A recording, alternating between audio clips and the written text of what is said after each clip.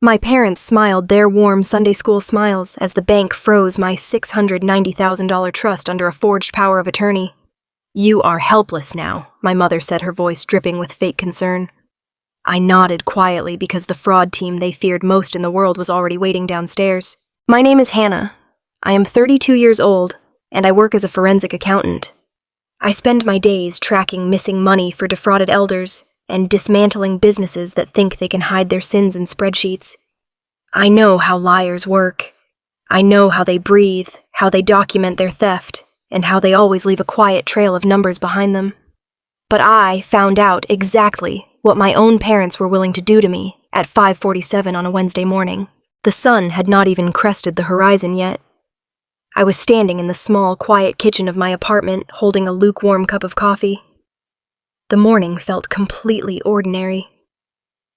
I opened my banking app on my phone out of pure habit to check my autopay settings for the month. I expected to see the familiar green numbers, the comforting proof of the security I had built for myself. The screen loaded slowly, the little circle spinning for a second too long.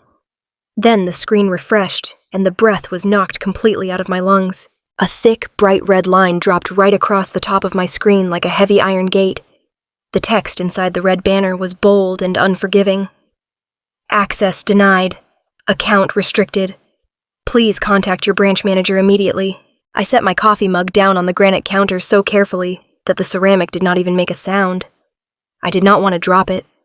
My hands had gone completely numb. I tapped the screen again, thinking it was a glitch. I closed the app entirely, swiped it away, and restarted it. I waited for the loading screen, my heart pounding a heavy rhythm against my ribs. The app opened again. The red line stayed exactly where it was.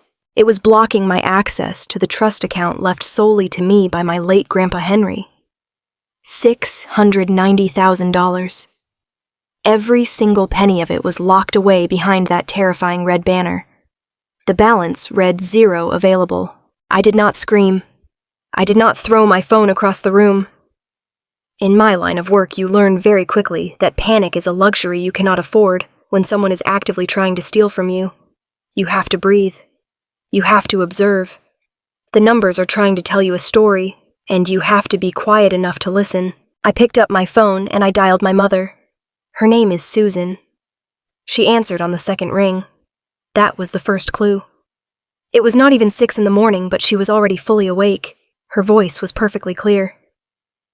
A normal person waking up before dawn sounds groggy, confused, and alarmed by a sudden phone call.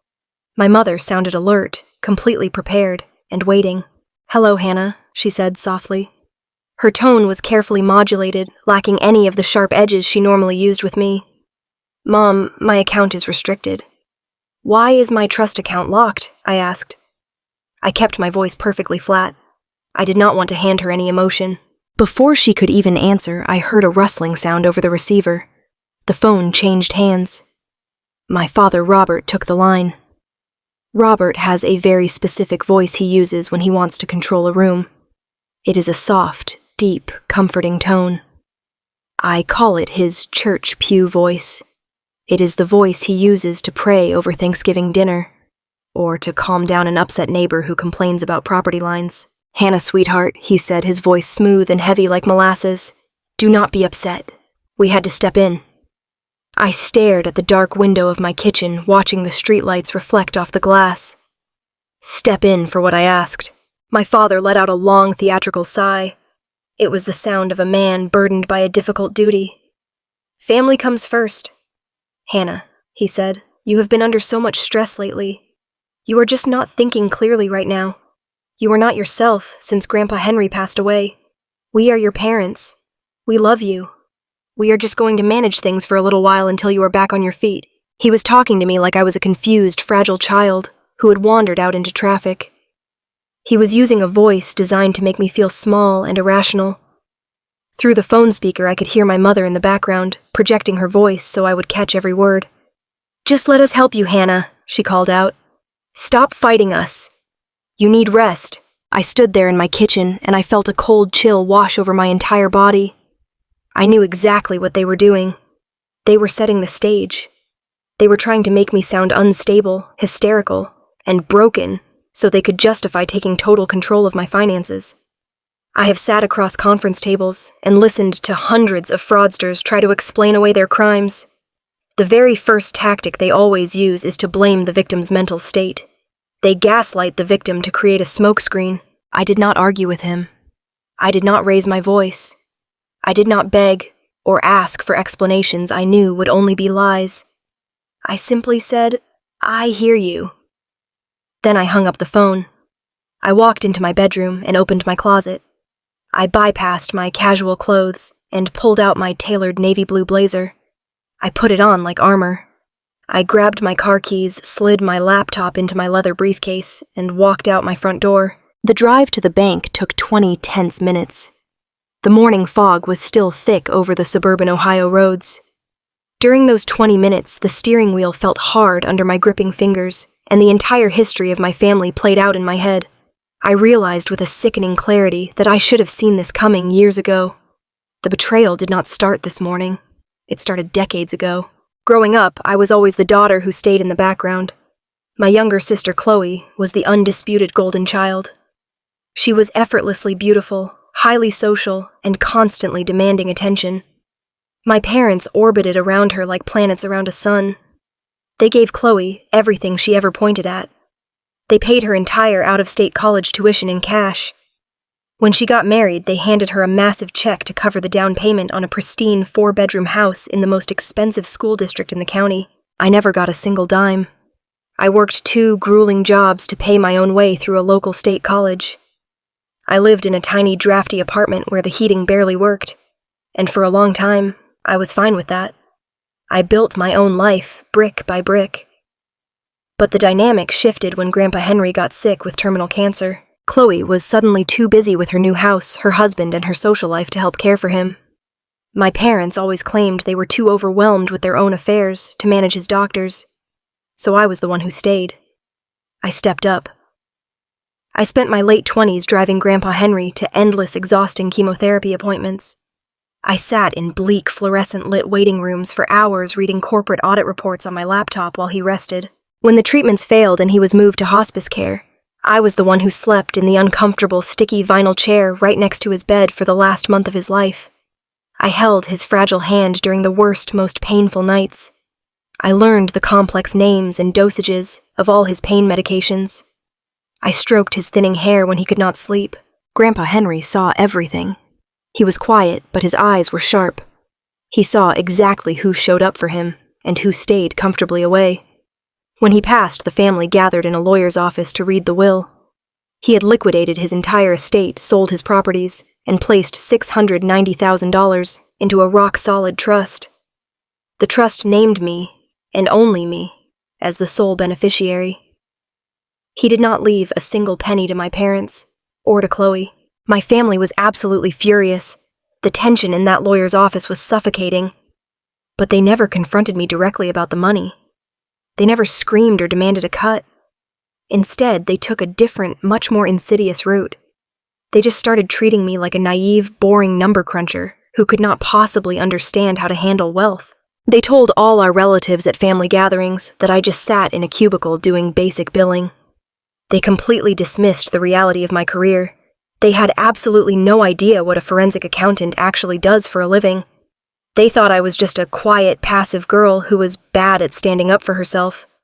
They severely underestimated me, and that underestimation was the very tool they were using right now. I pulled my car into the paved parking lot of the bank right as the heavy glass doors unlocked at 8 o'clock sharp. I walked straight past the teller line to the front desk. My posture was perfectly straight. My face gave nothing away. I asked to see the branch manager, Brenda. Brenda has known me for years. She was the one who helped set up the original trust documents with my grandfather before he died. When she saw me standing in the lobby, her face tightened. She looked deeply uncomfortable, her eyes darting away from mine. She silently guided me into her glass-walled office and closed the door behind us. The blinds were drawn. "Hannah," she said softly, taking a heavy seat behind her large oak desk.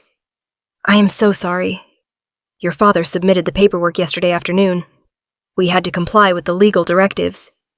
"What paperwork, Brenda?" I asked, keeping my voice completely level. I did not sit down. I stood over her desk, forcing her to look up at me. She hesitated. She clicked her mouse a few times, her eyes scanning her computer monitor. She looked at me, then looked back at the screen, her lips pressed into a thin line. Slowly, she reached out and turned the large flat monitor around so it faced me directly. I looked at the digital document displayed on the glass screen. It was a formal, multi-page power of attorney.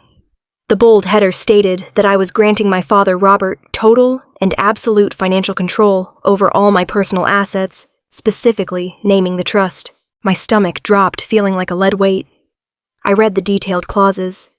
The document gave him the power to withdraw unlimited funds, change beneficiaries, rewrite account structures, and close accounts entirely. It was a complete financial surrender. And then I looked at the bottom of the last page. Right there on the primary signature line was my name. It was my signature. The loops of the letters and the sharp angles looked incredibly familiar. The digital scan showed black ink. It looked exactly like the way I signed my name on birthday cards and ordinary bank deposit slips. But I was looking at a complete, undeniable lie. Brenda. I said, my voice dropping to a low, calm register that lacked any trace of emotion. I never signed this document. Brenda stared at me. Her eyes went wide, and she swallowed hard. Hannah, it has a certified notary stamp on it. It was submitted through all the proper legal channels. Your father sat right in that chair you are standing next to. He told me you were suffering a severe mental health crisis. He said you begged him to take over because the grief and the money were causing you to have a breakdown. He said you could not handle the stress. He lied to you, I told her. I leaned forward and placed both my hands flat on the polished wood of her desk. I am a forensic accountant, Brenda. I look at forged documents, hidden assets, and complex financial fraud for a living. I am telling you right now, as an officer of the court, that I never saw this piece of paper before this exact second. This is a forged document, and it was submitted with fraudulent intent. The air in the small office seemed to completely vanish. Brenda went perfectly still. The polite, professional customer service smile completely dropped from her face, replaced by genuine shock. I watched the reality of the situation sink in behind her eyes. If this document was indeed forged, a massive federal financial crime had just been committed inside her branch, and she had facilitated the account freeze based on a lie. I did not blink.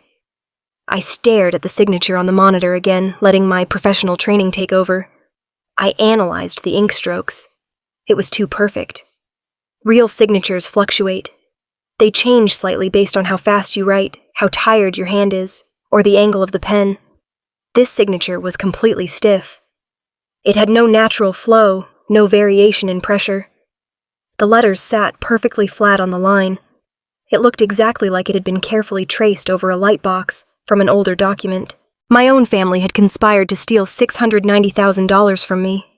They had plotted behind my back, faked my signature, secured a fraudulent notary stamp, and lied to a bank manager to strip me of my rightful inheritance. They thought I would just cry panic and accept their control because I was the quiet, accommodating daughter. They thought I would surrender the money to keep the peace. They were entirely wrong. The anger I felt in that moment was not hot, loud, or chaotic. It was cold, precise, and utterly ruthless. I looked at Brenda, pulling my shoulders back. I asked her to print me a complete time-stamped copy of the entire file. They had thrown the first punch, but I was going to end the fight. I left the bank and got into my car. The morning fog was finally lifting off the streets of Linwood. I gripped the steering wheel so hard my knuckles turned white. My breathing was slow and measured. In my profession, you learn that the moment you let panic take over is the moment the fraudster wins. I was not going to let them win. I pointed my car toward the affluent north side of town where my parents lived. They resided in a massive white colonial-style house with a perfectly manicured lawn and black shutters. It was the kind of house that demanded respect from the neighbors. It was a house built entirely on appearances. I did not drive there to scream. I did not go there to throw accusations or demand a confession. Shouting at liars only tells them exactly how much they have managed to hurt you. I went there to assess the enemy. I parked my car on the street instead of in the wide paved driveway. I walked up the brick pathway to the heavy oak front door. I still had my spare key. I unlocked the door and stepped inside without knocking. The air in the foyer hit me immediately. It smelled strongly of lemon furniture polish and expensive vanilla candles. It was the exact smell of every holiday and forced family gathering of my childhood. The house was completely silent except for the low murmur of voices coming from the kitchen. I walked down the hallway with soft, quiet steps. I stopped just outside the kitchen archway and listened. They were not talking in hushed, worried tones. They were speaking casually. I heard the clink of a coffee spoon against a ceramic mug. I heard a short, genuine laugh. They were completely relaxed. They were confident.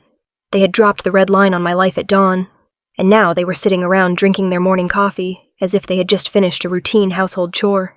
I took one deep breath and stepped into the light of the kitchen. They were all sitting round the large marble island.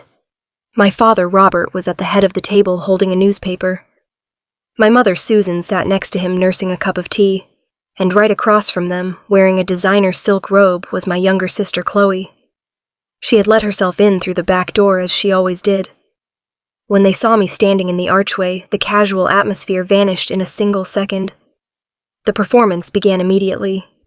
My mother stood up from her bar stool and pressed her hands to her chest. Her face twisted into a mask of deep, maternal concern. "Hannah, sweetheart," she said.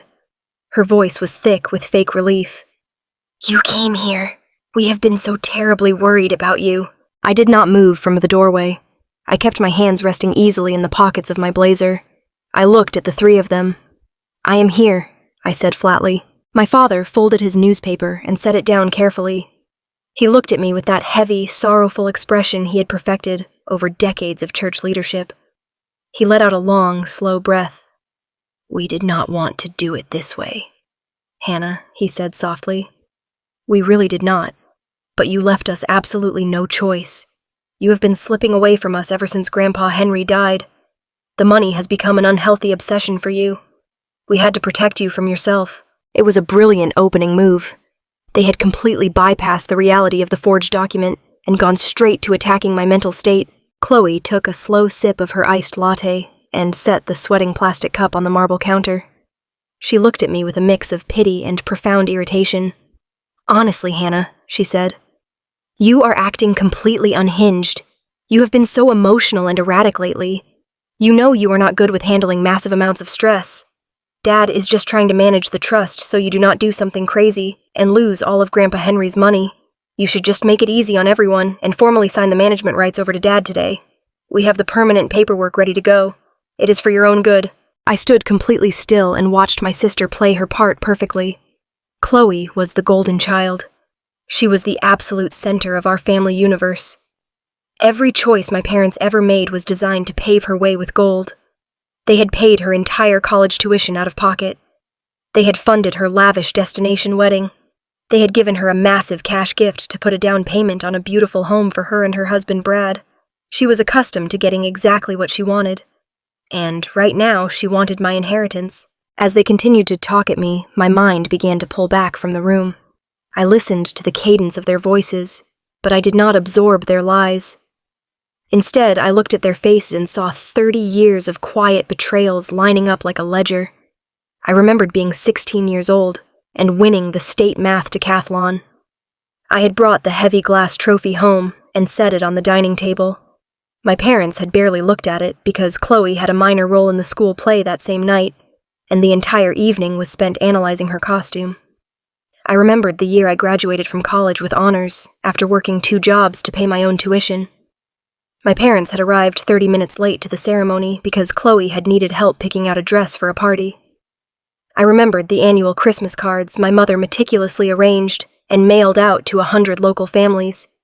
2 years ago, she had actually cropped me out of the main family portrait on the front of the card. She claimed the formatting looked better with just her Robert, Chloe, and Brad. She had relegated my name to a small footnote on the back of the card. They had spent my entire life teaching me that I was a background character in their grand production. They trained me to be quiet. They conditioned me to demand nothing and expect less. While they threw thousands of dollars at Chloe to ensure she never had to struggle, I spent my 20s taking care of myself. When Grandpa Henry got sick, they were all too busy to help him. Chloe had her busy social life. My parents had their country club events. I was the one who drove him to the hospital. I was the one who sat in the sterile waiting rooms. I was the one who held his hand when he took his last breath. He saw the strict truth of this family. He saw who showed up and who stayed away. That was exactly why he left the trust to me, and only me. And now my mother was crying fake tears in her pristine kitchen, telling me that the money had corrupted my soul. "You need to let this go." "Hannah," my mother pleaded, stepping toward me with her arms outstretched. "You are a simple girl. You do not understand how wealth works. People will take advantage of you. Let your father handle the investments. We are a family, and family protects family." I did not step back, but I did not let her touch me. I looked at my mother and saw a total stranger. I saw a woman who would gladly throw her eldest daughter under a bus if it meant keeping her youngest daughter comfortable. I saw a father who would forge a legal document just to exert total control over my life. I saw a sister who would happily step on my neck to reach a higher shelf. They needed me to be the weak, emotional daughter. They built their entire plan around the core assumption that I would panic and crumble under their collective disapproval. I opened my mouth to speak, but something over my mother's shoulder caught my eye and stopped me cold. My parents keep a small silver tray on the far end of the kitchen counter for sorting their daily mail. Usually it holds glossy catalogs and local church bulletins. Today there was a thick stack of envelopes spilling over the edge of the silver tray. The top envelope had been hastily shoved under a heavy cooking magazine, but the bottom half was clearly visible. I have spent a decade working as a forensic accountant. I look at financial documents all day long. I recognized the distinctive bright orange warning border printed on the bottom of that specific envelope.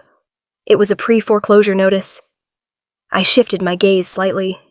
Right beneath that orange envelope was a bank letter showing the bold black logo of a major national lender.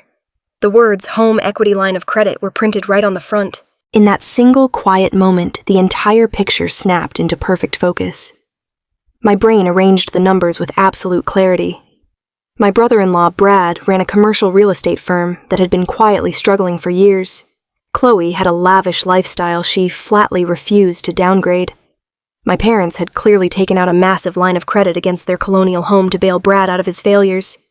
Now the bill was coming due. They were entirely out of money. They were staring down the barrel of a foreclosure on the very house that gave them all their precious social status.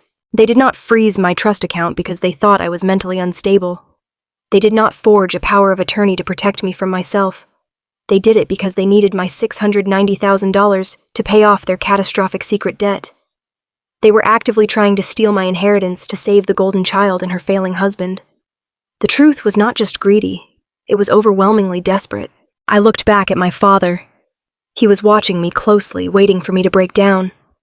I looked at Chloe, who was casually checking her manicured nails. I looked at my mother, who was still wearing her perfect mask of tragic concern. I could have yelled. I could have pointed at the mail on the counter and demanded they confess to their financial ruin. I could have told them I knew the power of attorney was a sloppy amateur forgery. But I did not say a single word about the mail or the fake document. I knew that letting them know they were caught would only give them time to change their legal strategy. I needed them to feel entirely safe. I needed them to feel like they had won the morning. I let out a slow, soft breath and relaxed my shoulders. I looked at the floor as if I was carrying a very heavy weight. "You have given me a lot to think about," I said quietly. My voice sounded appropriately defeated. My mother smiled a small, triumphant smile. "Take all the time you need, sweetheart," she said sweetly. "Just remember, we are doing this because we love you." I turned around and walked out of the kitchen. I walked down the long hallway filled with the lingering smell of lemon polish. I opened the heavy oak front door and walked out into the cool morning air. I got into my car and closed the door. The silence inside the vehicle was absolute. I put my hands on the steering wheel and let the reality wash over me. They thought they had backed me into a corner. They thought they had buried me under their emotional lies. But they had just handed me the exact motive I needed to tear their entire plan to the ground. I put the car in drive and pulled away from the curb. The first conflict was over, but the real war had just begun. The sun had barely risen on Thursday when the assault began. I was sitting at my kitchen island with a fresh cup of coffee. The phone on the counter began to vibrate. It buzzed against the granite, a harsh mechanical sound that shattered the quiet of my apartment. I looked at the bright screen. It was my Aunt Diane, my mother's older sister. I did not answer immediately. I watched it ring until it went to voicemail. Then came a text message from my cousin David. A minute later, a voicemail notification popped up from Uncle Greg. My mother had not wasted a single second. The moment I walked out of her kitchen the day before, she must have picked up her phone and started dialing every relative in our family tree. She was securing the perimeter of her lie. I tapped the screen and listened to Aunt Diane's voicemail. Her voice was thick with manufactured sympathy. "Hannah, sweetie," she said softly. "Your mom called me last night. She was just crying her eyes out. We are all so terribly worried about you. We know losing Henry broke your heart, but you cannot let this money tear your mind apart. Just let your dad help you. Give me a call back. We love you." I set the phone down on the cool stone counter. It was an absolute masterclass in psychological manipulation. My mother had not called me a thief. She had not called me greedy or ungrateful. She had called me sick. That is the genius of a narcissist, who knows they are backed into a corner. If she had told everyone I was being cruel, someone might have paused to ask for my side of the story. But by telling them I was suffering a severe mental breakdown from grief, she removed my agency completely. She cast herself as the heartbroken, desperate mother, just trying to save her troubled daughter from the crushing burden of a massive inheritance. Any anger I showed, any defense I mounted, would only be viewed as a symptom of my supposed illness. Over the next 4 hours, my phone blew up. It was a relentless, coordinated strike. I received messages from people I had not spoken to in years. The narrative had clearly been rehearsed and distributed with military precision. Chloe had certainly done her part too. I knew without even looking that she was posting vague, sorrowful updates on her social media about praying for family members who had lost their way in the darkness of grief. They were building a massive fortress of public opinion. If I tried to tell anyone about the forged power of attorney, my mother had already planted the seed that I was paranoid and delusional. They had built a reality where they were the saviors, and I was the patient who had lost her grip on reality. At exactly 2 p.m, there was a firm, polite knock at my front door. I walked over and looked through the peephole. Standing on my welcome mat was Pastor Thomas from the community church my parents had attended for 30 years. He was a tall, gentle man with silver hair and a kind face. He had presided over Grandpa Henry's funeral. He was a good man, but he was entirely oblivious to the reality of the people sitting in his front pews every Sunday morning. I unlocked the deadbolt and opened the door. Pastor Thomas offered a warm, sad smile. "Hannah," he said, his voice dropping into that familiar, comforting cadence that clergymen use for the bereaved. "I hope I am not intruding. Your parents called me this morning. They are in unimaginable distress. May I come in?" I stepped aside and let him into my living room. I offered him a seat on my sofa, but I did not offer him a drink. I sat in the armchair across from him, keeping my posture straight and my hands folded neatly in my lap. I knew exactly what this visit was. This was the trap. This was the ultimate test to see if I would crack under the weight of moral and spiritual authority. Pastor Thomas leaned forward and clasped his hands together, resting his elbows on his knees. "Hannah, your mother is weeping uncontrollably," he began softly. "She tells me that the profound grief of losing your grandfather has taken a severe toll on your mental health. She says you have become dangerously fixated on the trust account, that you are pushing your loving family away, and that you are having paranoid delusions about them trying to harm you financially." He paused, letting the heavy, judgmental silence fill my small living room. I just watched him breathing slowly. "Hannah," he continued, "the scripture tells us to honor our father and mother. Money is the root of all kinds of evil. And right now, this money is poisoning your peace and tearing your beautiful family apart. Your father is a good, godly man. He just wants to lift this massive burden off your shoulders so you can heal properly. Why not let him manage the finances for a while? Why not surrender this heavy load and let your family put their arms around you and protect you?" The urge to scream was a physical pressure building in my chest. I wanted to leap out of my chair. I wanted to yell that his good, godly man of a father had committed felony wire fraud. I wanted to shake him and tell him about the bright orange pre-foreclosure notices sitting on their pristine kitchen counter.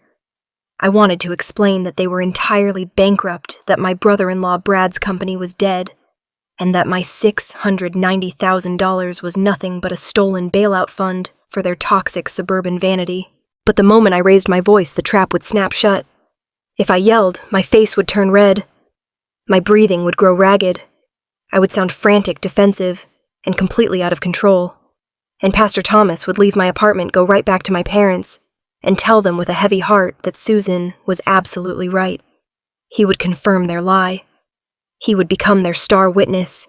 He would say, "I saw her, Robert. She is hysterical. She really is losing her mind over this money." I took a slow, deep breath, counting to 3 in my head. I drew on every single hour of professional forensic training I possessed. I looked at Pastor Thomas with clear, unblinking eyes. I kept my voice perfectly level, soft, and entirely devoid of heat. "I appreciate your concern, Pastor Thomas," I said calmly. "I truly do. I know you came here today with the best of intentions because you care about our family and our community. But my mind is perfectly clear. I am not suffering from a nervous breakdown. I am not delusional. There is a serious legal matter regarding my grandfather's trust, and it is being handled through the proper financial and legal channels. That is all there is to it." He looked slightly taken aback. This was clearly not the reaction he had been primed to expect.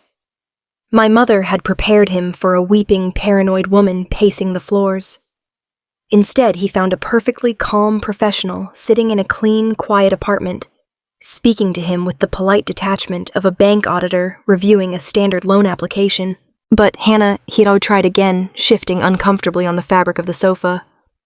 "Your parents love you so much. They are terrified that you are isolating yourself in your grief. They just want to keep the family intact. They only want to help you manage the estate so you do not have to carry the worry all by yourself." I stood up from my armchair. It was a subtle, universal signal that the meeting was officially over. "Pastor Thomas," I said, maintaining my gentle, flat tone, "a family is built on honesty, not on management. I assure you I am entirely capable of managing my own inheritance. Please tell my parents that I am safe, that I am completely healthy, and that I will be making my own financial decisions moving forward. Thank you so much for taking the time to check on me today." I walked over to the front door and opened it wide. Pastor Thomas stood up slowly. He looked deeply confused, searching my face for any sign of the madness my mother had so vividly described to him over the phone. He found absolutely none. He walked to the door, paused on the threshold, and offered a weak, uncertain nod. "I will pray for you, Hannah," he said softly. I smiled, a polite, empty smile.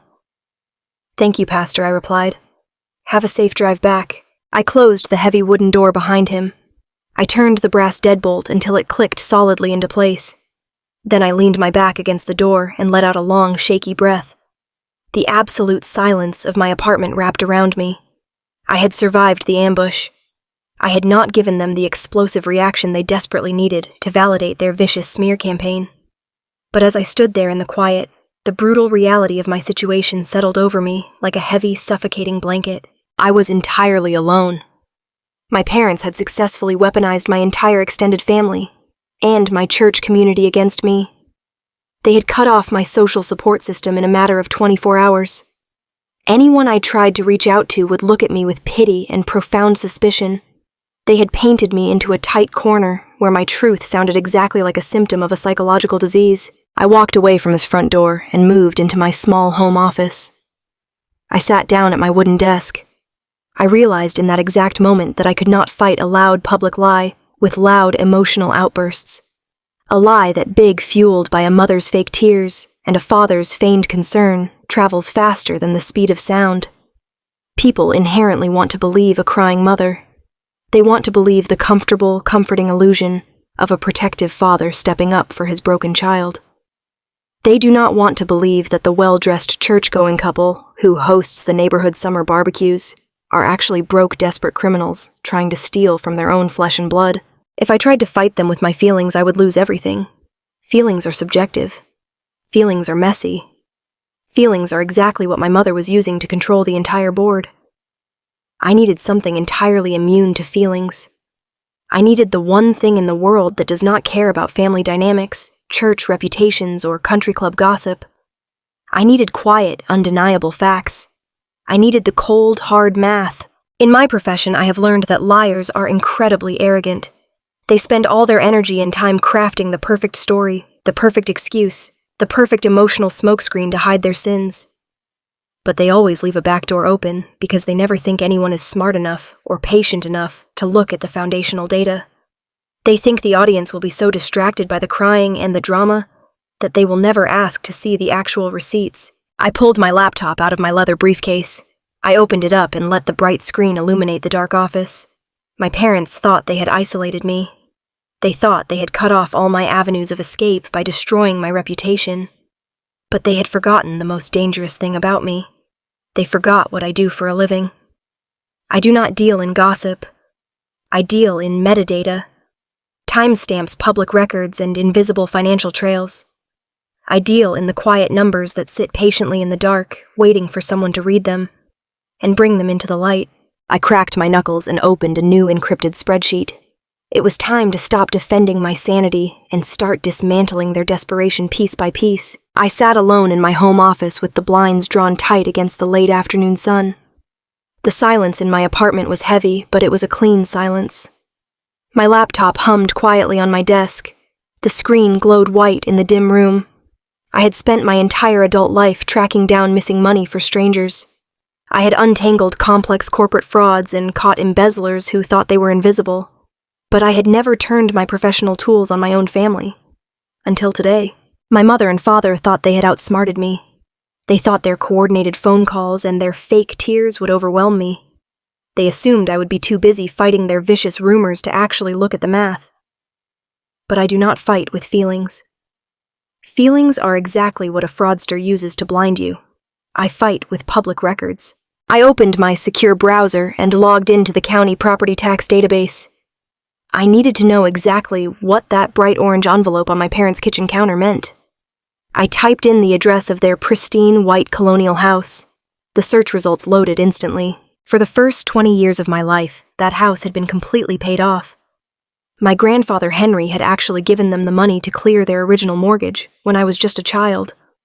They had lived there rent-free and debt-free for decades. But as I scrolled down the page to the lien history section, I saw a massive, glaring red flag. 14 months ago, a new encumbrance had been recorded against the property. It was a home equity line of credit. The lender was a major national bank. The total credit limit was staggering. $600,000. I stared at the number on the screen. My parents were in their late 60s. My father was a retired branch manager. My mother had not worked a paid job in her life. They lived on a fixed pension and Social Security. No legitimate underwriter would ever approve a $600,000 loan for a retired couple without a massive external income source or a desperate co-signer. I leaned closer to the monitor. I needed to know where that money went. $600,000 does not just vanish into thin air. You do not borrow against your fully paid-off family home in your retirement years unless you are trying to plug a catastrophic financial hole. I opened a new tab and began running background searches on the one person in our family who consumed cash faster than he could earn it. My perfect sister, Chloe's perfect husband, Brad. Brad ran a commercial real estate holding company called Apex Solutions. My mother loved to drop the name of his company at dinner parties. She loved to brag about his visionary investments. I pulled the state corporate registry filings for Apex Solutions. I paid the standard public access fees and downloaded the annual reports, the tax liens, and the civil court dockets. The story the documents told was brutal and entirely predictable. Brad was not a visionary. He was a gambler playing with leveraged money in a shifting market. 2 years ago, he had taken out aggressive high-interest commercial loans to purchase 3 strip malls on the east side of the city. He expected to flip them quickly to tech startups. But the market cooled. 2 of his anchor tenants broke their leases and moved out. The properties sat completely empty. Without rental income, Brad could not cover the massive monthly interest payments on his commercial loans. The documents showed that Apex Solutions had been bleeding cash for 18 months. The state had filed 3 separate tax warrants against his company for unpaid corporate taxes. Contractors had filed mechanic liens against the properties because Brad had stopped paying them for renovation work. Brad was secretly completely bankrupt. I leaned back in my chair and closed my eyes. The entire puzzle assembled itself in my mind with perfect, sickening clarity. When Brad's business started collapsing, he and Chloe had a choice. They could have sold their lavish 4-bedroom house. They could have downsized their luxury cars. They could have stopped taking expensive vacations and faced their reality. But Chloe is the golden child. The golden child does not downsize. The golden child does not admit failure. Instead of facing bankruptcy, they went to my parents. They cried. They begged. They told my mother that they were going to lose everything. And my mother, who had spent her entire life shielding Chloe from the consequences of her own actions, decided to perform one final, ultimate sacrifice. My parents took out a $600,000 loan against their own home. They handed the cash directly to Brad to save his sinking company. But a bailout only works if the underlying business model is sound. Brad's business was already a corpse. He took my parents' retirement equity and threw it straight into a black hole of commercial debt. The money evaporated in less than a year. The strip malls were eventually seized by the commercial lenders anyway. Brad lost the buildings, and my parents were left holding a $600,000 bag they had absolutely no way to pay back. I went back to the county property docket and clicked on the most recent filings for my parents' address. There it was, the final nail in the coffin. A formal notice of default had been filed by their lender exactly 3 weeks ago. My parents had stopped making the monthly payments on the massive equity loan. The bright orange envelope I had seen on their kitchen counter was a pre-foreclosure notice. In the state of Ohio, once a notice of default is filed, the clock starts ticking loud and fast. I looked at the legal timeline. They had exactly 60 days to cure the default and pay the arrears. If they failed to produce the money in 60 days, the bank would auction off the colonial house. My parents would be evicted from the home that gave them their entire social identity.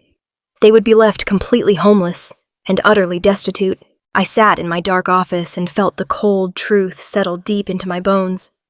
They did not freeze my grandfather Henry's trust account because they loved me. They did not forge a power of attorney because they were worried about my mental health. They did not call the pastor and the extended family because they feared I was slipping away into grief. They did it because they were drowning, and I was their life raft. My trust account held $690,000 in liquid cash. It was the exact amount they needed to pay off the $600,000 loan to save their house, with $90,000 left over, to keep Chloe and Brad living comfortably for another year. They were not trying to manage my money. They were trying to steal it. They were fully prepared to wipe out my entire future, my security, and the one gift my grandfather had left, specifically for me, all to cover up Brad's catastrophic failures and protect Chloe's delicate ego. They were going to leave me with absolutely nothing, and they were going to tell the world they did it for my own good. The sheer audacity of it took my breath away. My mother had looked me dead in the eye in her kitchen and told me I was not thinking clearly. She had played the weeping, desperate mother to our entire community while actively coordinating the theft of a lifetime. She had justified it in her own twisted mind because to her, I was just the spare child. I was just a resource. My money was not really my money. In my mother's mind, everything I had belonged to the family, and the family meant Chloe. I picked up my phone and opened social media. I navigated to my sister's profile. I had not looked at it in months. Her most recent post was from yesterday afternoon.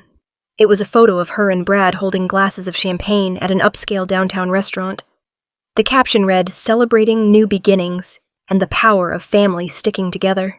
I stared at the smiling faces of the two people who were actively trying to ruin my life. They were so confident. They truly believed they had gotten away with it. They thought the forged power of attorney was an airtight solution. They thought the bank manager would just hand over the keys to the vault. But knowing the motive was only the first half of the battle. Motive explains why a crime happens. It does not prove how it happened. To completely destroy their plan, I needed to shatter the weapon they were using against me. I needed to legally obliterate the forged power of attorney. I pulled out my phone and dialed the direct extension for the fraud department at my bank. I did not ask to speak to Brenda, the branch manager. Brenda was well-meaning, but she was not an investigator.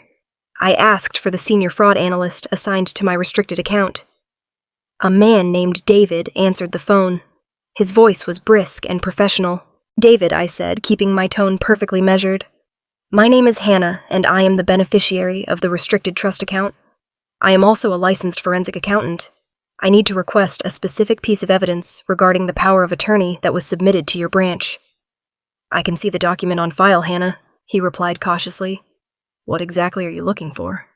"I do not want the printed scan that my father handed to the branch manager," I told him. "A printed piece of paper can say anything. I need the native electronic file. I need the original digital record of the document that was emailed to your portal before it was printed." David paused.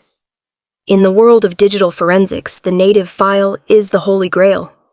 When you create a document on a computer, the software automatically embeds hidden information into the file. This hidden information is called metadata. Metadata records exactly when a document was created, exactly when it was last modified, and exactly who the registered author of the file is.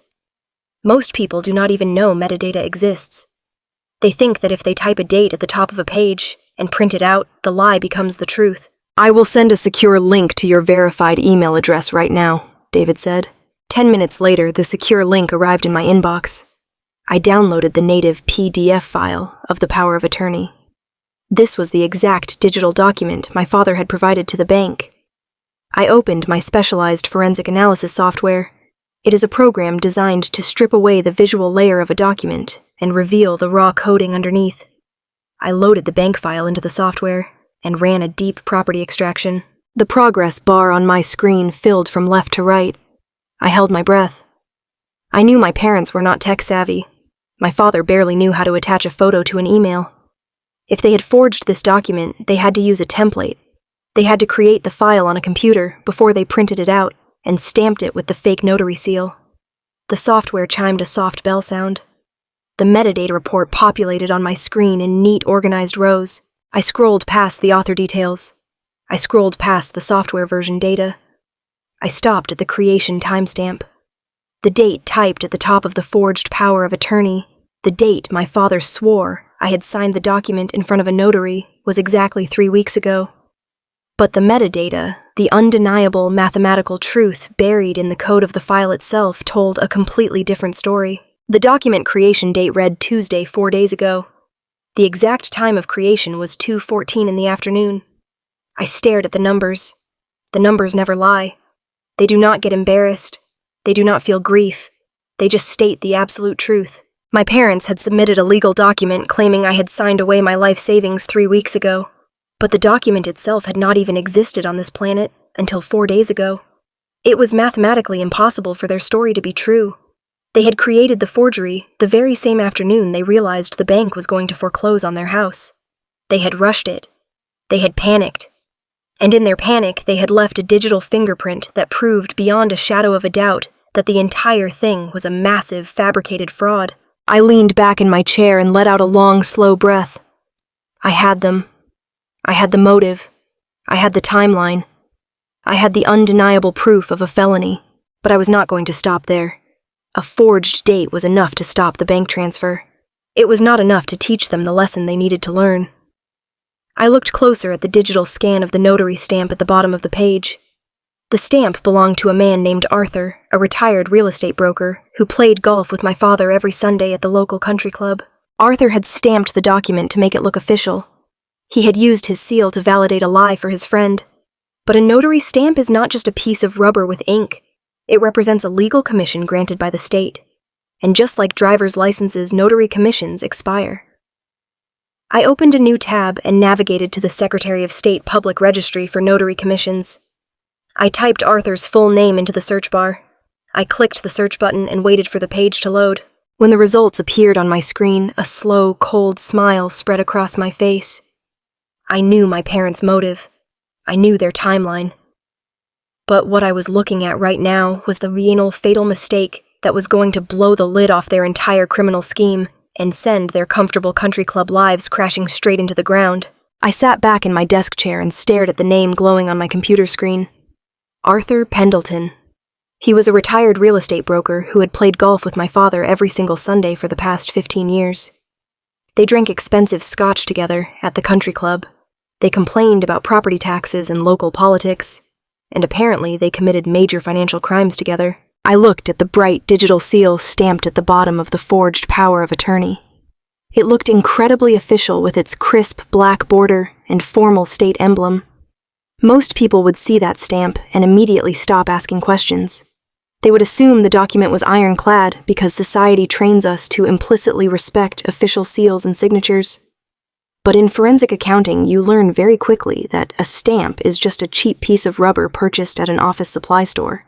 The actual authority comes entirely from the State Commission. I navigated to the Secretary of State website. I accessed the public registry for notary public commissions in Ohio. I typed Arthur's full name into the search bar. My hands were perfectly steady. I clicked the search button. The database took a few agonizing seconds to query the records. Then a single row populated on my screen. Arthur Pendleton. Commission status expired. I moved my cursor to the details column and clicked. The full legal record opened on my monitor. Arthur had let his commission lapse 2 full months prior to the date written on my forged power of attorney. He was no longer a licensed notary public. He had absolutely no legal authority to notarize any document, let alone a total financial surrender of this magnitude. I sent the state record to my printer. The machine in the corner of my office whirred to life and spit out the warm page. I held it in my hands, reading the text over and over. The paper felt heavy with absolute significance. My father had clearly gone to his longtime golf buddy and asked for a massive favor. He probably told Arthur some tragic fabricated story about my mental health. He likely said I was too unstable to handle my late grandfather's money. Arthur, wanting to help his distressed friend, just pulled out his old stamp from a desk drawer and pressed it onto the paper without a second thought. He thought he was doing a noble favor for a desperate father trying to save his daughter. Instead, Arthur had actively participated in a massive criminal conspiracy. By stamping a financial document with an expired commission, he had completely invalidated the entire power of attorney. He had also exposed himself to severe criminal penalties. The sheer arrogance of it was breathtaking. My parents honestly believed they could bend the law to their absolute will simply because they felt entitled to the money. They thought their country club status made them immune to basic legal scrutiny. I had the motive. I had the metadata proving the document was created exactly 4 days ago. I had the state record proving the notary was expired and legally useless. There was only one missing piece of the puzzle left to solve. I turned my attention back to the primary signature line on the digital document. My signature. I zoomed in on the monitor until the black ink filled the entire screen. I scrutinized every curve and loop of the letters. It was my handwriting. There was no denying the general shape and height of it, but it was entirely devoid of life.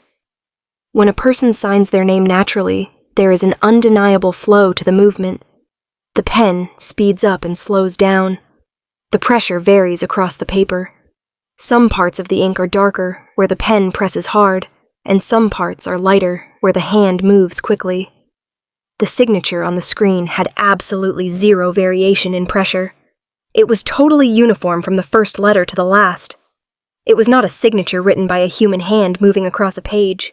It was a cold, mechanical reproduction. I closed my eyes and let my memory rewind through the past few weeks. I thought about my sister Chloe. Chloe worked as a senior graphic designer for a high-end marketing firm downtown. She spent her days working with advanced digital imaging software layout tools and professional light boxes. She knew exactly how to manipulate visual media. Then, a specific memory clicked into place with sickening clarity. About a month ago, Chloe had come over to my apartment unannounced. She claimed she was putting together a family scrapbook to honor Grandpa Henry. She asked if she could borrow a box of old family photos and sentimental papers I kept in my spare room. She specifically asked for old birthday cards and letters I had written. She told me she wanted to scan them to create a beautiful digital collage for our parents. I had handed her the box without a single second thought. I had actually been touched by the gesture. I thought my sister was finally doing something thoughtful for the family after ignoring our grandfather for years. She returned the box a week later, saying the project was on hold due to her busy schedule. I realized now that there never was a family scrapbook.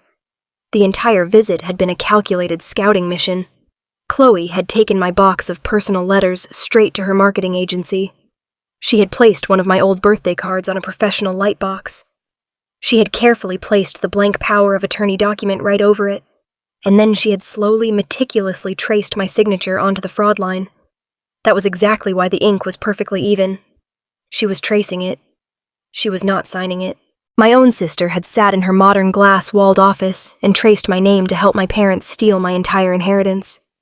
She had used her professional skills to execute a felony. She did it to secure the bailout money for her husband's failing commercial real estate business.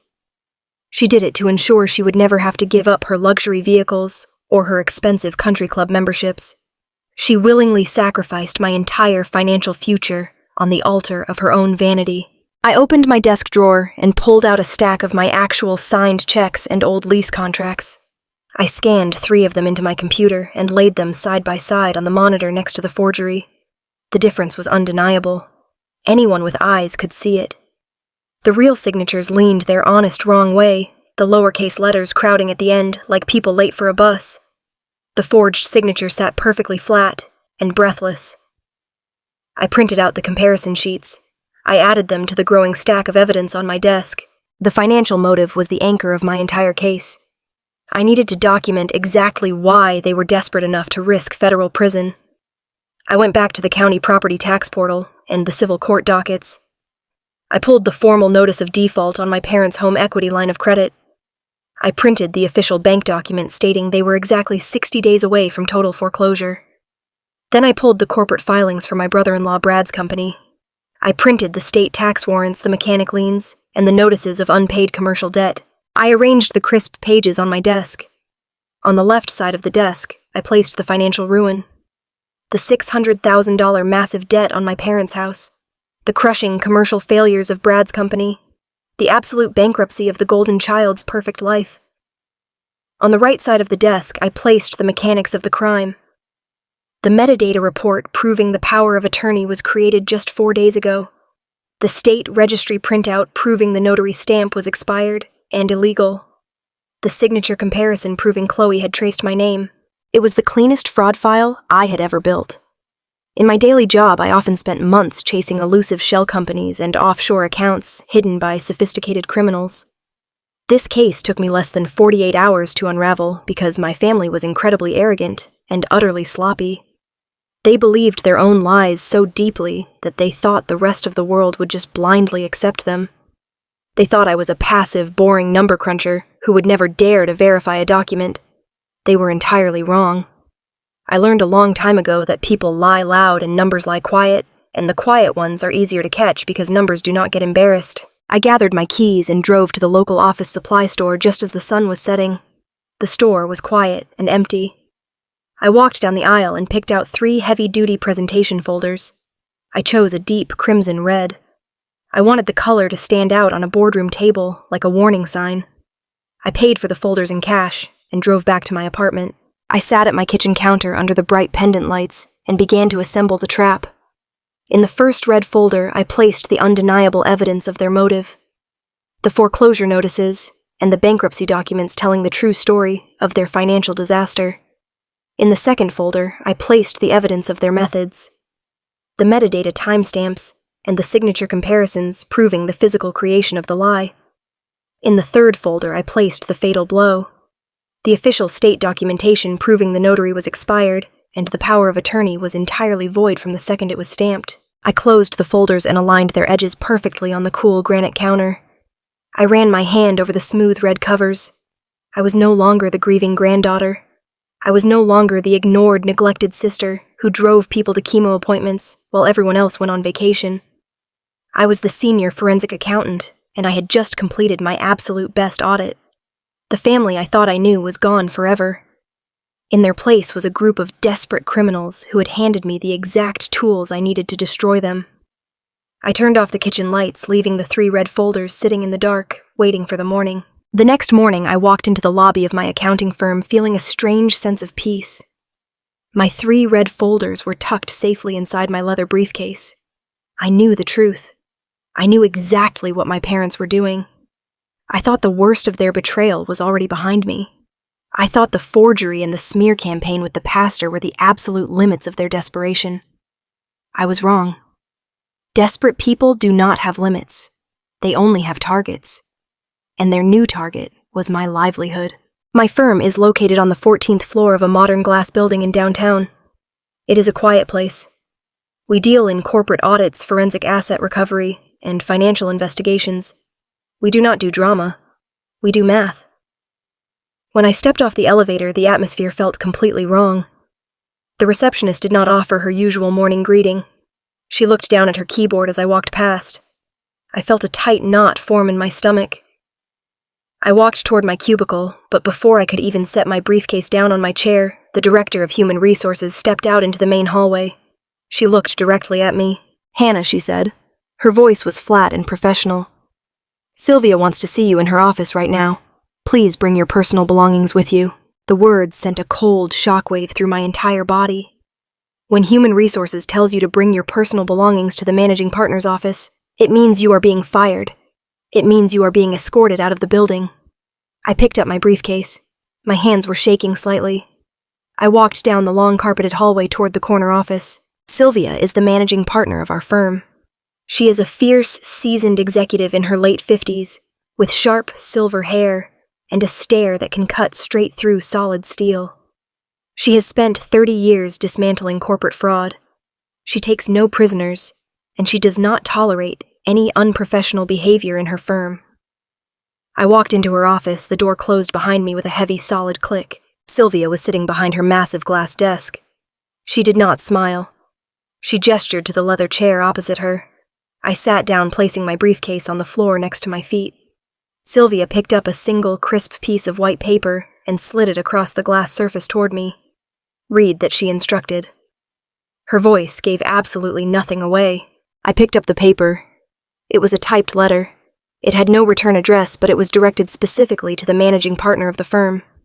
I began to read the words, and the blood completely drained from my face. The letter claimed to be from a concerned citizen. It stated that a rogue employee named Hannah was actively abusing the firm's highly sensitive forensic software to illegally spy on her elderly grieving parents. It painted a picture of a deranged daughter who was terrorizing her family over a petty inheritance dispute. The letter accused me of using my professional access to run unauthorized background checks on private citizens. It ended with a thinly veiled threat. The anonymous writer stated that if I was not terminated immediately, they would be forced to contact the state licensing board and file a massive civil lawsuit against the accounting firm for facilitating illegal harassment. I read the words family dispute and terrorizing. I knew those words. I had heard them my entire life. That was my father's vocabulary. I set the paper back down on the glass desk. My breathing felt shallow. My own parents were trying to destroy my career. They knew that if I kept my job, I would have the financial resources and the professional skills to fight their forged power of attorney. So they decided to cut me off at the knees. They wanted me fired. They wanted me to lose my income and my health insurance. They wanted my professional reputation burned to ashes, so no one in the financial industry would ever believe a word I said. They wanted me entirely broken and dependent, so they could take my $690,000 trust without any resistance. Sylvia leaned back in her high leather chair. She folded her hands together, resting them on her lap. "That letter was slipped under the front door of our lobby sometime before dawn today," she said quietly. "Our firm relies entirely on trust and absolute legal compliance, Hannah. If an employee is using our proprietary software to conduct personal vendettas or harass elderly family members, that is a profound violation of our ethics. It is grounds for immediate termination and the revocation of your accounting license." I looked at Sylvia. I could have panicked. I could have started crying and begging for my job. I could have desperately tried to explain the unfairness of my childhood, or how my sister Chloe was the favorite. But Sylvia was a forensic accountant. She did not care about family drama. She cared about evidence. "I did not do this, Sylvia," I said. My voice was incredibly calm. "I have never used company resources for personal matters. This letter is a complete fabrication designed to destroy my credibility because I recently uncovered a massive financial crime committed by the people who wrote it." Sylvia raised one eyebrow. "That is a very serious claim to make, Hannah." I leaned down and unzipped my leather briefcase. I pulled out the 3 heavy crimson-red folders I had prepared the night before. I placed them squarely in the center of her glass desk, right next to the anonymous letter. "I know you have human resources waiting outside to terminate me," I said, keeping my eyes locked on hers. "I am asking you for 5 minutes of your time. If you look at these folders and still believe I am the one committing a crime, I will pack my desk and walk out of this building without another word." Sylvia looked at the red folders. She looked back at me. She is a woman who appreciates bold confidence. She reached out and opened the first folder. I did not speak while she read. I let the documents do the talking. The first folder contained the pre-foreclosure notices and the bankruptcy filings for my brother-in-law Brad. Sylvia read through the massive commercial debts and the aggressive home equity line of credit my parents had taken out. I watched her eyes scan the numbers. She understood the concept of sudden, desperate financial ruin better than anyone. "They are 60 days away from losing their home," I explained softly. "They are completely bankrupt. That is their motive." Sylvia closed the first folder and opened the second one. This one contained the digital metadata report I had extracted from the bank files. It showed the true creation date of the power of attorney document. 2 days ago, they froze my personal trust account holding $690,000, I told her. They used a power of attorney that claims I signed over total financial control 3 weeks ago. But as you can see from the embedded native metadata, that digital file was actually created exactly 4 days ago. It is mathematically impossible for their timeline to be true. Sylvia traced her finger along the row of numbers highlighting the creation timestamp. Her expression shifted from neutral detachment to intense, focused concentration. She was no longer a manager dealing with an employee dispute. She was a bloodhound catching a fresh scent. I watched her open the third and final red folder. She looked at the printed public records from the Secretary of State Registry. She looked at the digital scan of the notary stamp used on the forged document. "The notary is a retired real estate broker who plays golf with my father," I said. "His commission expired 2 full months before the date stamped on that fraudulent document. The power of attorney is a complete forgery." My sister Chloe traced my signature from an old birthday card, using a light box at her marketing agency. They submitted it to my bank and lied to the branch manager to seize my inheritance. They sent this anonymous letter to you today because they know I have the skills to prove what they did. They want me fired, so I cannot fight back. The silence in the office was absolute. The quiet hum of the city traffic outside the 14th floor window was the only sound in the room. Sylvia carefully closed the third red folder. She aligned the edges of the 3 folders perfectly with the edges of her desk. She picked up the anonymous complaint letter and slowly, deliberately tore it directly in half. She placed the torn pieces into her wastebasket. When Sylvia finally looked up at me, her eyes were not just sharp, they were furious. It was a cold, calculating fury. Nobody attacks her firm. Nobody uses her accounting practice as a weapon to execute a felony against one of her own people. They made a very catastrophic mistake when they decided to bring this into my office, Sylvia said. Her voice was low and dangerous. She reached across her desk and picked up her phone. She pressed a single button on her speed dial. The line connected immediately. "Marcus," she said into the receiver. "Get down to my office right now. Drop whatever you are doing. We have a live wire fraud situation and an active attempt to extort the firm." Marcus is the senior corporate attorney for our accounting agency. He is a brilliant, meticulous lawyer who handles all our regulatory compliance and civil litigation. He does not lose cases. Less than 2 minutes later, the heavy office door swung open and Marcus walked in. He was a tall man in a dark charcoal suit with a perpetually serious expression. Sylvia did not waste any time with pleasantries. She pointed to the 3 red folders on her desk. "Read these," she instructed him. Marcus stood over his desk and quickly reviewed the documents. He looked at the bankruptcy filings, the metadata, and the expired notary commission. He compared the traced signatures just like I had done the night before. His legal mind processed the exact severity of the situation in a matter of seconds. "This is not just a family dispute," he said, looking at me with profound gravity. "This is a coordinated conspiracy to commit wire fraud. Because they submitted this forged document to a federally insured financial institution to seize funds across state lines, it crosses into federal jurisdiction.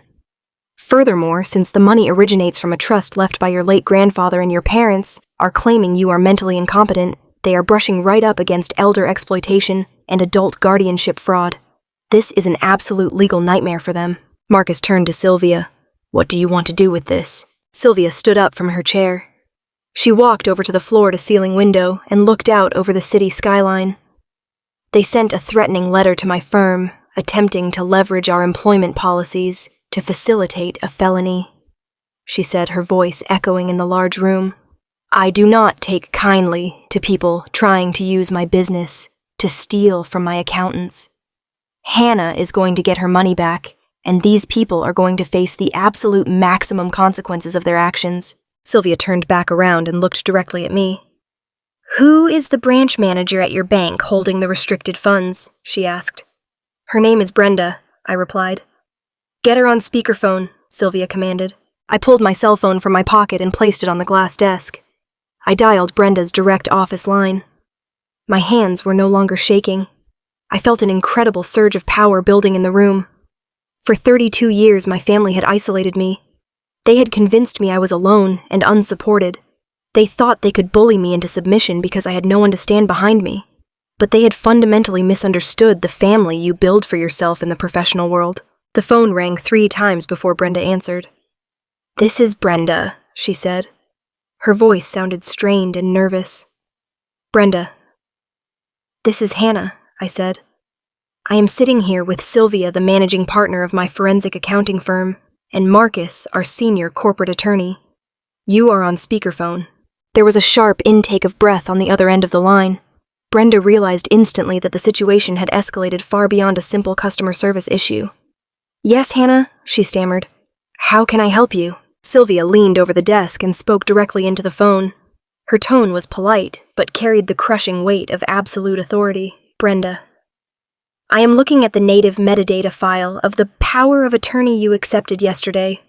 I am also looking at certified state records, proving that the notary seal stamped on that document belongs to a man with an expired commission. Your branch has officially restricted the assets of a legitimate beneficiary based on a criminally forged document. I could hear Brenda breathing heavily over the speaker. Oh my God, she whispered. Her voice was trembling. I had no idea. Her father sat right here in my office. He told me she was having a breakdown. He looked so sincere. He told me it was an absolute emergency to protect her funds. I just processed the paperwork he handed me. I understand you were manipulated, Brenda Marcus interjected smoothly. However, the bank is now in possession of fraudulent instruments. If those funds are moved, altered, or accessed in any way by Robert, your institution will be fully liable for participating in wire fraud. We are not interested in suing you or your bank today. We are interested in protecting our client. We are forming a team right now to resolve this. Are you prepared to cooperate fully with us to secure this account? Yes, Brenda replied immediately. Her voice was frantic with relief. Yes, absolutely. I will place a hard internal lock on the trust right now. Nobody will be able to touch a single penny without a court order. Not Robert, not anyone. I will flag the entire file for the Internal Fraud Investigation Unit. What else do you need me to do? You need to stay perfectly quiet, Sylvia instructed her. Do not call Robert. Do not alert him that the document has been exposed as a forgery. We want him to believe his plan is working perfectly. Let him think he has total control. We will handle the confrontation on our terms. Do you understand? I understand perfectly, Brenda said. The account is locked. I am putting the hard freeze on right now. Thank you, Brenda, Marcus said, and he ended the call. The 3 of us stood in the office looking at the phone on the desk. We had just completely disabled my parents' entire scheme. The money was safe. The bank was on our side. The corporate attorney was building the legal framework for a devastating counterattack. My boss had transformed from a distant executive into a fierce protective ally. The fraud team was officially formed, and my parents had absolutely no idea what was coming for them. Sylvia looked at me and offered a small, genuine smile. Go back to your desk, Hannah, she said softly. Take the rest of the day to organize your files.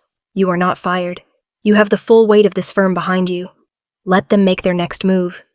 We will be ready. I thanked them both. I packed the 3 red folders back into my leather briefcase and walked out of the corner office. When I stepped back into the main hallway, the human resources director was nowhere to be seen. The receptionist offered me a warm smile as I walked past. I sat down at my cubicle and opened my laptop. For the first time in my entire life, I did not feel small. I did not feel like the forgotten, invisible daughter who just stayed in the background. I felt like a massive storm gathering on the horizon. I spent the next 2 hours quietly backing up all the evidence onto encrypted flash drives. The office around me hummed with the comforting sound of keyboards and murmured conversations. I felt incredibly focused. Just before noon, my cell phone lit up on my desk. The screen displayed my mother's name. I stared at the glowing phone. I knew she was calling to check the status of her anonymous complaint. She probably expected me to answer the phone in tears, telling her I had just been fired, and my life was falling apart. She wanted to hear the sound of my defeat. I let it ring 3 times. Then I pressed the green button and answered the call. "Hello, Mom," I said. I kept my voice perfectly flat and subdued, sounding exactly like someone who was exhausted and beaten down. "Hannah, sweetheart," my mother said. Her tone was dripping with that sickeningly sweet fake concern. She sounded like a woman entirely convinced of her own victory. "I am so glad you answered. We have been praying for you all morning. Your father and I have been talking, and we really hate how much tension this is causing. We do not want to fight with you anymore." I did not say anything. I just let her talk into the silence. "We think it would be best if we all just sat down and talked this through like a family," she continued, her voice smooth and practiced. "We want to hold a small, quiet family intervention. We just want to get everyone on the same page so you can see that we only want what is best for you. Your Aunt Diane and Uncle Greg will be there. Pastor Thomas has agreed to come and mediate. We also invited a private family attorney just to help explain the paperwork, so you do not feel overwhelmed." I gripped the edge of my desk. They were bringing in an audience. They were not satisfied with just stealing my money. They wanted to humiliate me in public. They wanted to force me to surrender my rights in front of my aunt, my uncle, the pastor, and a private lawyer they had hired. They wanted witnesses to see me willingly hand over the $690,000 trust. It was the ultimate display of narcissistic control. "Where do you want to meet?" I asked quietly. "We have reserved a private dining room at the country club for Sunday afternoon," my mother replied happily. "It is very discreet. It will just be us and the people who care about you the most. 2 o'clock. Will you come, Hannah? Just to listen." I looked across the office toward Sylvia's corner suite. I looked at my leather briefcase resting on the floor holding the 3 red folders that proved they were all desperate bankrupt criminals. They had built a massive public trap to force my surrender, but they had absolutely no idea who they were inviting to the party. "I will be there, Mom," I said softly. "I accept your invitation." "Oh, thank God," she sighed, sounding genuinely relieved that her trap had worked. "We love you, Hannah. We will see you on Sunday." She hung up the phone. I lowered the device to my desk. A cold, razor-sharp smile spread across my face. They wanted a public intervention to settle things peacefully. They were going to get exactly what they asked for. But I was not going to bring peace. I was going to bring the entire fraud team. Sunday afternoon arrived with bright sunlight and a crisp autumn breeze. I drove my practical sedan up the winding tree-lined driveway of the Oak Creek Country Club. The massive parking lot was already packed with luxury vehicles. Gleaming silver and black cars sat in perfect neat rows under the old oak trees. I parked near the back of the lot and gripped the steering wheel for a long moment. This was the exact place my parents had used for decades to display their status to the world. It was a place built entirely on appearances, expensive membership fees, and rigid social hierarchies. Knowing what I knew now about their catastrophic financial ruin, the setting felt incredibly hollow. It was actually sickening. They were completely bankrupt. They were exactly 60 days away from losing their colonial home to the bank. Yet here they were using what had to be the absolute last shreds of their remaining credit to rent a private executive dining room for a Sunday afternoon. They were staging a massive theatrical production of wealth stability and parental concern to force my surrender. I checked my reflection in the rearview mirror.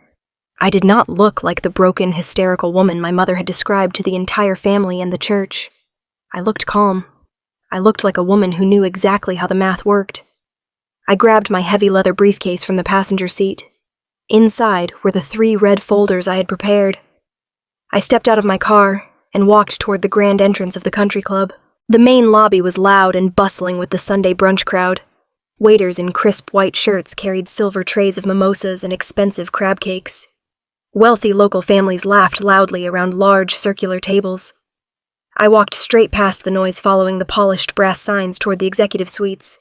My heels clicked softly against the marble floor.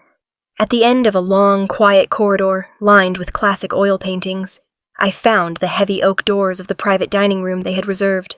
I pushed the brass handle and stepped inside. The heavy doors closed automatically behind me, cutting off the noise of the busy brunch crowd completely. The silence in the private room was thick and immediately suffocating. The air conditioning was running high, making the room physically cold. It smelled strongly of polished mahogany roasted beef and Aunt Diane's overpowering floral perfume. Above all else, the room reeked of old money and false concern. I stood near the entrance and took a slow, deliberate look at the audience my parents had meticulously assembled. They were all sitting around a massive dark wood conference table that dominated the center of the room. My mother, Susan, sat at one end, delicately dabbing her perfectly dry eyes with a white linen napkin. My father, Robert, sat beside her wearing his best tailored charcoal suit. He was projecting the image of a weary but steadfast patriarch carrying a heavy burden. Chloe was sitting next to him wearing a perfectly pressed pastel dress. She looked at me with a mixture of smug satisfaction and rehearsed pity. Further down the table sat Aunt Diane and Uncle Greg. They both looked deeply concerned, their faces pulled into masks of family tragedy. Pastor Thomas was seated near the center of the table. He offered me a sad, pastoral nod of encouragement as I stood in the doorway. And finally, sitting directly across from the single empty chair left at the table for me was a man I did not recognize. He wore a slick, expensive pinstripe suit. His silver hair was perfectly styled.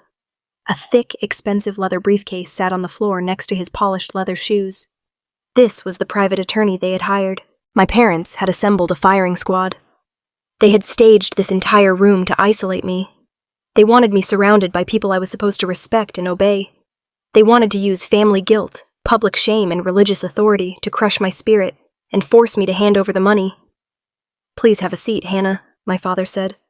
His deep church pew voice echoed slightly in the large private room. He gestured with an open hand to the single empty chair at the end of the mahogany table. I did not say a single word. I walked over to the table and sat down. I placed my leather briefcase on the carpeted floor right next to my feet. I rested my hands flat on the cool wood of the table. I looked directly at my mother.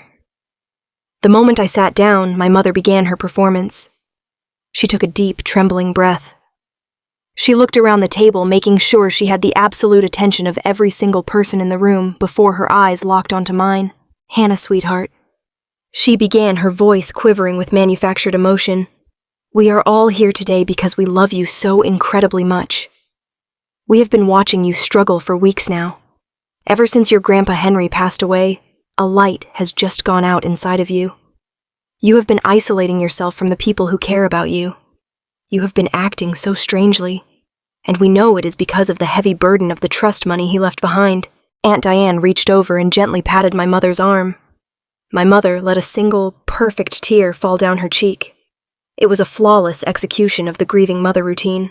"It is tearing my heart into pieces to see my brilliant daughter lose her grip on reality," my mother continued, her voice breaking exactly on cue. "You are obsessing over the bank accounts. You are pushing your own family away. You are having terrible paranoid thoughts that we are trying to hurt you or steal from you. Money changes people, Hannah. It corrupts the mind when you are not ready for it. And you are clearly not ready to handle this kind of wealth. You are sick with grief. We just want to help you carry this massive weight. We want to heal the family. We want our sweet, quiet Hannah back." It was an absolute masterpiece of psychological manipulation. If I had not seen the bright orange foreclosure notices on their kitchen counter, if I had not pulled the digital metadata from the forged power of attorney, I might have actually doubted my own sanity. That is the terrifying power of a staged family intervention. When 5 adults sit in a quiet room and stare at you with absolute pity, telling you that your mind is broken, the natural human instinct is to believe them. The desperate instinct is to defend yourself, to yell, to cry, and to fiercely prove that you are sane. But defending your sanity to a room full of people who have already convicted you is exactly how you prove to them that you are crazy. Any emotion I showed would just be used as evidence against me. I looked at Pastor Thomas. He was nodding slowly, looking at me with deep pastoral sorrow. He truly believed every single word my mother was saying. He thought he was participating in an act of profound family love and spiritual healing. I looked at Aunt Diane and Uncle Greg. They were buying the performance completely. They thought I was a greedy, delusional daughter destroying her loving parents over a petty inheritance. And then I looked at Chloe. She was not crying. She was just watching me intently, waiting for me to break under the pressure. She needed me to break so she could keep her lavish lifestyle and her expensive cars. I did not break. I did not shed a single tear. I did not raise my voice to defend my honor. I just sat there breathing slowly, listening to the echoing silence that followed my mother's dramatic monologue. I kept my face entirely neutral. When it became clear that I was not going to throw a hysterical fit or start crying, my father cleared his throat. He shifted in his heavy wooden chair and turned his attention to the slick man in the pinstripe suit sitting across from me. "Hannah, this is Mr. Vance," my father said smoothly. "He is a private attorney specializing in complex family estates and wealth management. We brought him here today to help make this transition as easy and painless as possible for you. We just want to take this terrible legal burden off your plate so you can focus entirely on your mental health and your recovery." Mr. Vance offered a smooth, practiced smile. He leaned forward and folded his manicured hands on the polished table. "Hello, Hannah," he said. His voice was incredibly patronizing. It was the exact tone an adult uses to explain a very simple concept to a slow, confused child. "Your parents have explained your current emotional situation to me in great detail," Mr. Vance continued smoothly. "I want to assure you that what you are experiencing right now is actually quite common. Sudden wealth syndrome combined with severe grief can cause profound psychological distress. It is a documented medical fact. People often become paranoid and erratic when faced with managing a large estate they are not prepared for. Your parents are incredibly generous to step in and assume the legal liabilities of this trust, so you have the time and space to heal properly." He spoke with such absolute authority. He was validating their vicious lies using corporate legal terminology. He was turning my mother's fake tears into a legitimate legal strategy. He was the hired gun brought in to execute the final maneuver and close the trap. "We have drawn up a very simple document to resolve all of this," Mr. Vance continued. His hands moved to a sleek black leather folder resting on the table in front of him. "Because your previous attempt to grant your father a power of attorney was unfortunately complicated by banking regulations and internal bank delays, we have decided together that a direct relinquishment is the safest and most efficient path forward for your mental health. This new document simply transfers the administrative control and the primary beneficiary status of Henry's trust directly to your father, Robert. He will manage the investments. He will handle the complicated taxes. You will not have to worry about a single number ever again. Your family will take care of everything for you." He opened the black leather folder. Inside was a thick stack of crisp legal paper.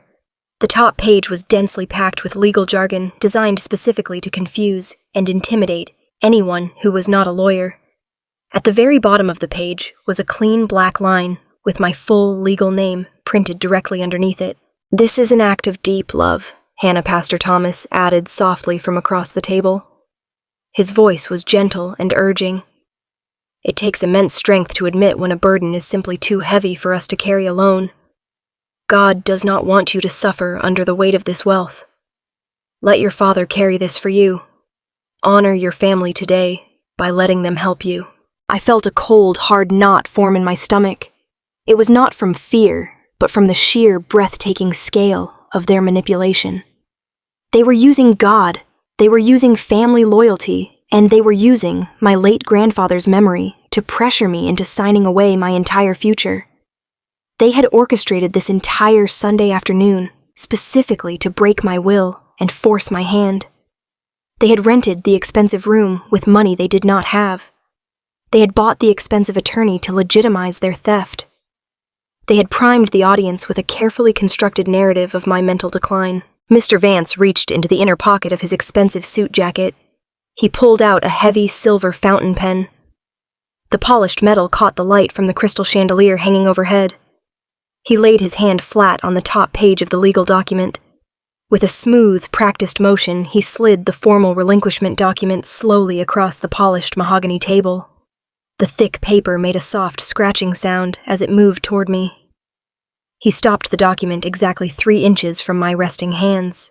Mr. Vance removed the cap from the silver fountain pen with a sharp, precise click.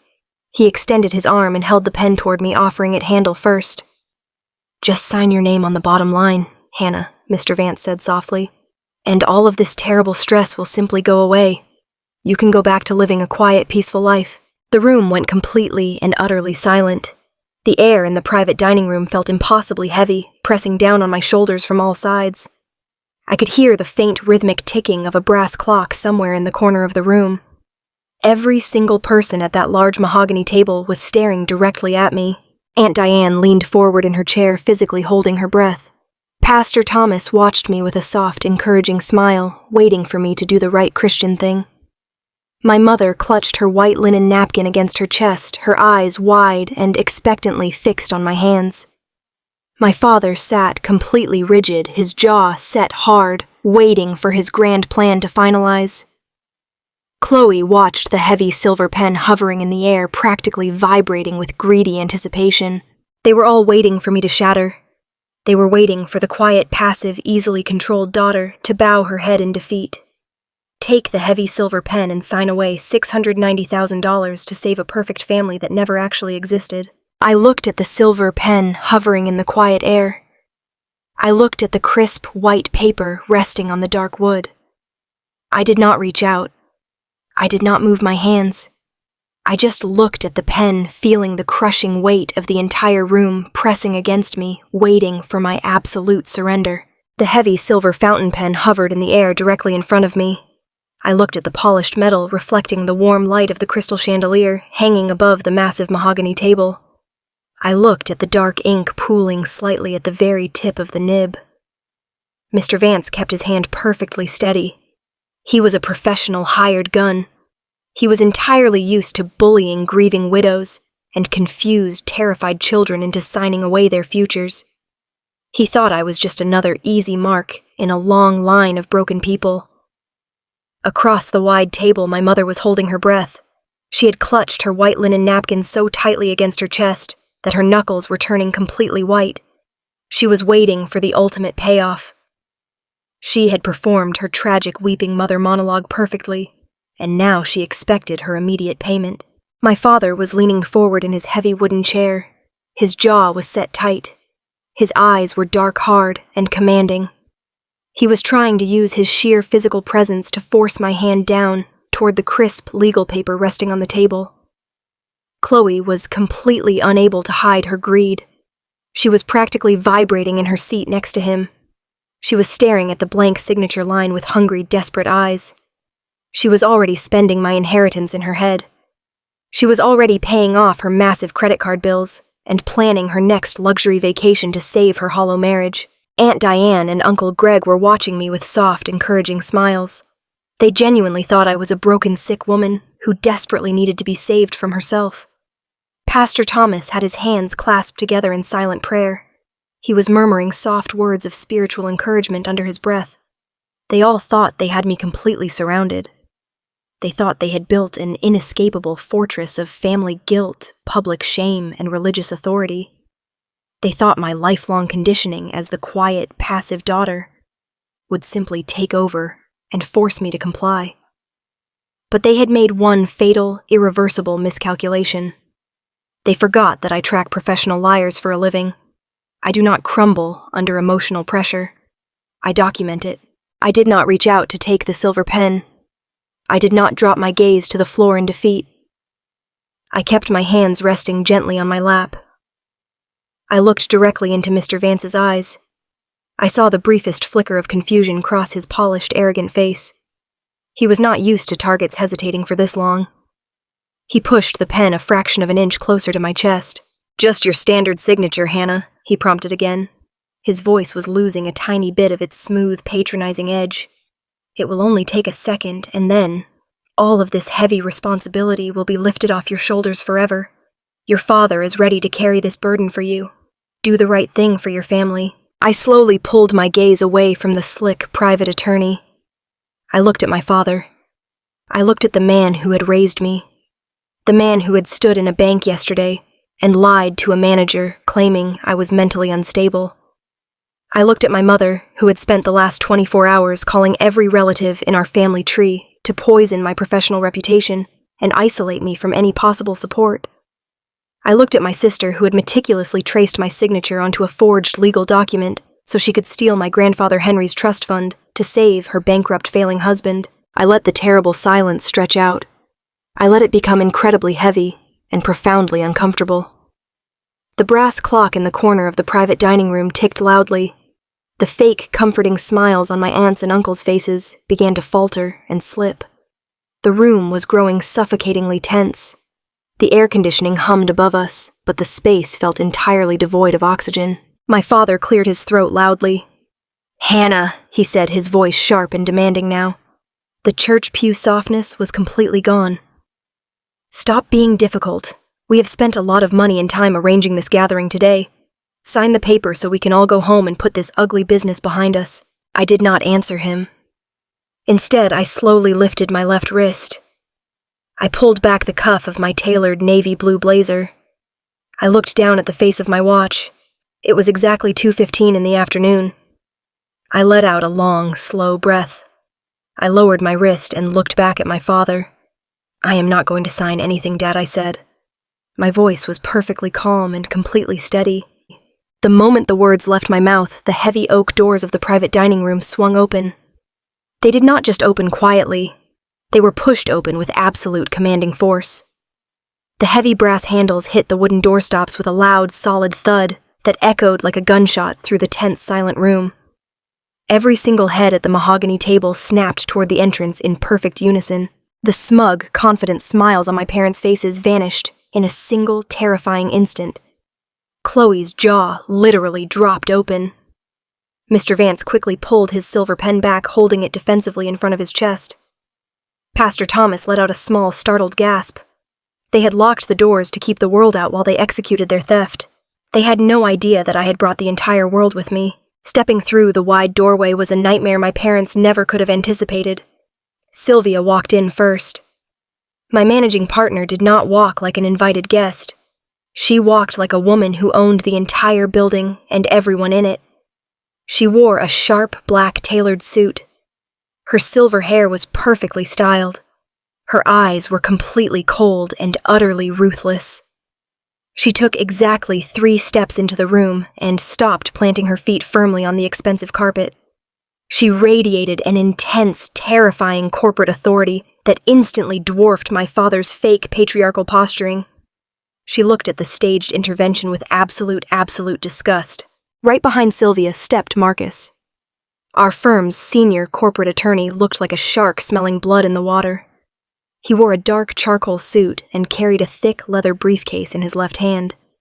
His expression was completely blank, but his eyes were calculating every single person in the room. He stepped to Sylvia's right side and folded his hands calmly in front of his belt. And finally, stepping out from behind Marcus was Brenda. The branch manager from my bank looked pale and incredibly nervous, but she kept her chin high.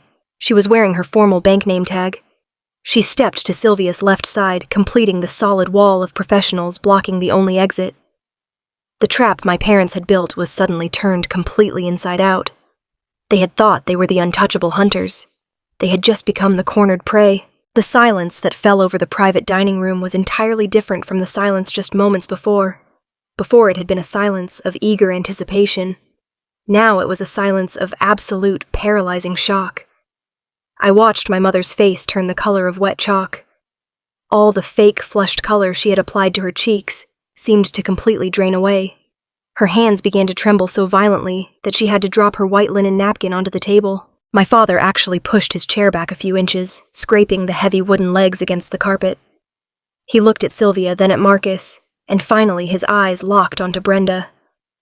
When he saw the bank manager standing there with my boss, his entire body went rigid. He knew instantly that his forged power of attorney had been discovered. The grand illusion of his control evaporated into thin air. The powerful patriarch was suddenly just a terrified old man, caught in a massive lie. Chloe looked wildly around the room, completely panicked. She did not know who these people were, but she could feel the sheer aggressive power they brought into the space. She shrank back into her chair, pulling her pastel dress tight around her knees. Aunt Diane and Uncle Greg were staring at the doorway with wide, bewildered eyes. They had been told this was a private, intimate family intervention regarding a grief-stricken girl. They had no idea why an army of corporate executives had just crashed the meeting. Pastor Thomas stood up from his chair looking deeply concerned. "Excuse me," he said, his voice wavering slightly. "This is a highly private family matter. I believe you folks have the wrong room." Sylvia did not even look at the pastor. She kept her cold, piercing gaze locked entirely on the slick private attorney sitting across from me. Mr. Vance was staring at Marcus. Lawyers recognize other lawyers. It is a primal, professional instinct. Vance could tell immediately that Marcus was not a family friend.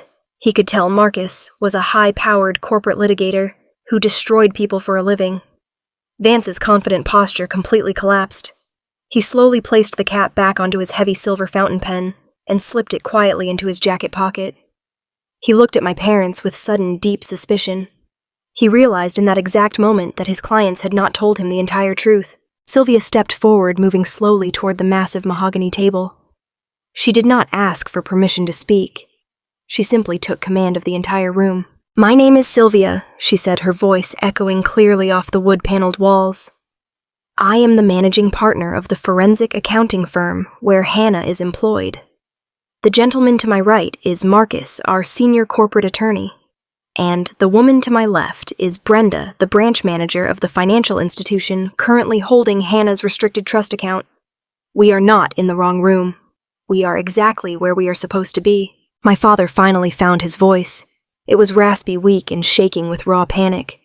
"What is the meaning of this?" he demanded, trying desperately to salvage his shattered authority in front of the pastor and his family. "You cannot just barge in here. This is a private family intervention. We are trying to help my sick daughter." Marcus took a step forward, cutting my father off completely. "This is no longer a family intervention, Robert," he said, his voice dropping to a low, dangerous register. "This is an active corporate and federal fraud investigation. We are here representing Hannah's legal and financial interests." Mr. Vance stood up from his chair. His face was flushed red with embarrassment and professional alarm. "See here," he said, trying to sound authoritative. "I am the legal counsel for Robert and Susan. If you have an issue, you need to direct it through me. We are simply trying to execute a standard legal relinquishment to protect a grieving young woman who is struggling with her mental health." Sylvia locked eyes with Mr. Vance. Her stare was absolutely terrifying. "You are attempting to execute a fraudulent transfer of assets based on a forged power of attorney," she said coldly. "Your clients have lied to you. They have lied to this bank manager standing next to me. They have lied to their family sitting at this table. And they have attempted to use my accounting firm as a weapon to cover up a federal felony." The pastor gasped out loud. Aunt Diane covered her mouth with her hands. My mother let out a high-pitched sobbing sound, but there were no tears. It was just pure, unadulterated fear. Chloe pushed her chair back, trying to physically distance herself from our parents. I reached down to the floor and picked up my heavy leather briefcase. I set it on the polished mahogany table. The loud, solid thud made Chloe flinch in her seat. I unzipped the top of the bag. I looked directly at my mother, who was now visibly shaking. I looked at my father, who was sweating completely through his expensive charcoal suit. I reached inside the bag and pulled out the 3 heavy crimson-red folders. I placed them squarely in the exact center of the table, right next to their fake legal document. The bright red covers stood out like warning sirens against the dark wood. "I told you I was not going to sign anything, Dad," I said quietly. "The trap is sprung." The 3 crimson folders sat in the exact center of the polished mahogany table like glowing embers. The heavy silence in the private dining room was absolute. Nobody moved. The air conditioning hummed above us, but the room felt completely devoid of oxygen. I looked at the shocked faces surrounding the table. For my entire life, I had been the silent, accommodating daughter who faded into the background while my parents controlled the narrative. They had spent decades building an elaborate stage where they were the perfect wealthy suburban couple, and my sister Chloe was their flawless golden child. But a stage is just plywood and paint. And I had just brought the wrecking ball. I kept my hands resting gently on my lap. I looked directly at the slick private attorney, Mr. Vance. He was staring at the red folders with a growing sense of professional alarm. Lawyers who survive in corporate litigation develop a sixth sense for when a situation has turned against them. He could feel the power dynamic in the room shift violently. He looked up at Sylvia, who stood tall and unblinking by the door. He looked at Marcus, the senior corporate attorney, whose expression was completely predatory. And then he looked back at me. "Mr. Vance," I said. My voice was calm, level, and completely empty of the hysterical emotion my parents had promised him I would display. "You were brought here today under the impression that you were assisting a desperate family with a mentally unstable daughter. You were told that executing a formal relinquishment of my grandfather Henry's trust was a necessary medical and administrative intervention. You were lied to." My father gripped the edge of the mahogany table. His knuckles were bone white. "Hannah, stop this right now," he hissed. His voice was hoarse and shaking. "You are humiliating yourself in front of our guests." I did not even look at him. I kept my eyes locked entirely on Mr. Vance. "I am a forensic accountant." I continued smoothly. "I spend 40 hours a week tracking hidden assets, identifying corporate fraud, and dismantling financial conspiracies. My parents somehow forgot this detail when they decided to forge a legal document to steal $690,000 from my personal bank account." The word "forge" dropped into the quiet room like a heavy stone. Aunt Diane gasped softly, covering her mouth with her hand. Pastor Thomas sat up perfectly straight in his chair, his face draining of color.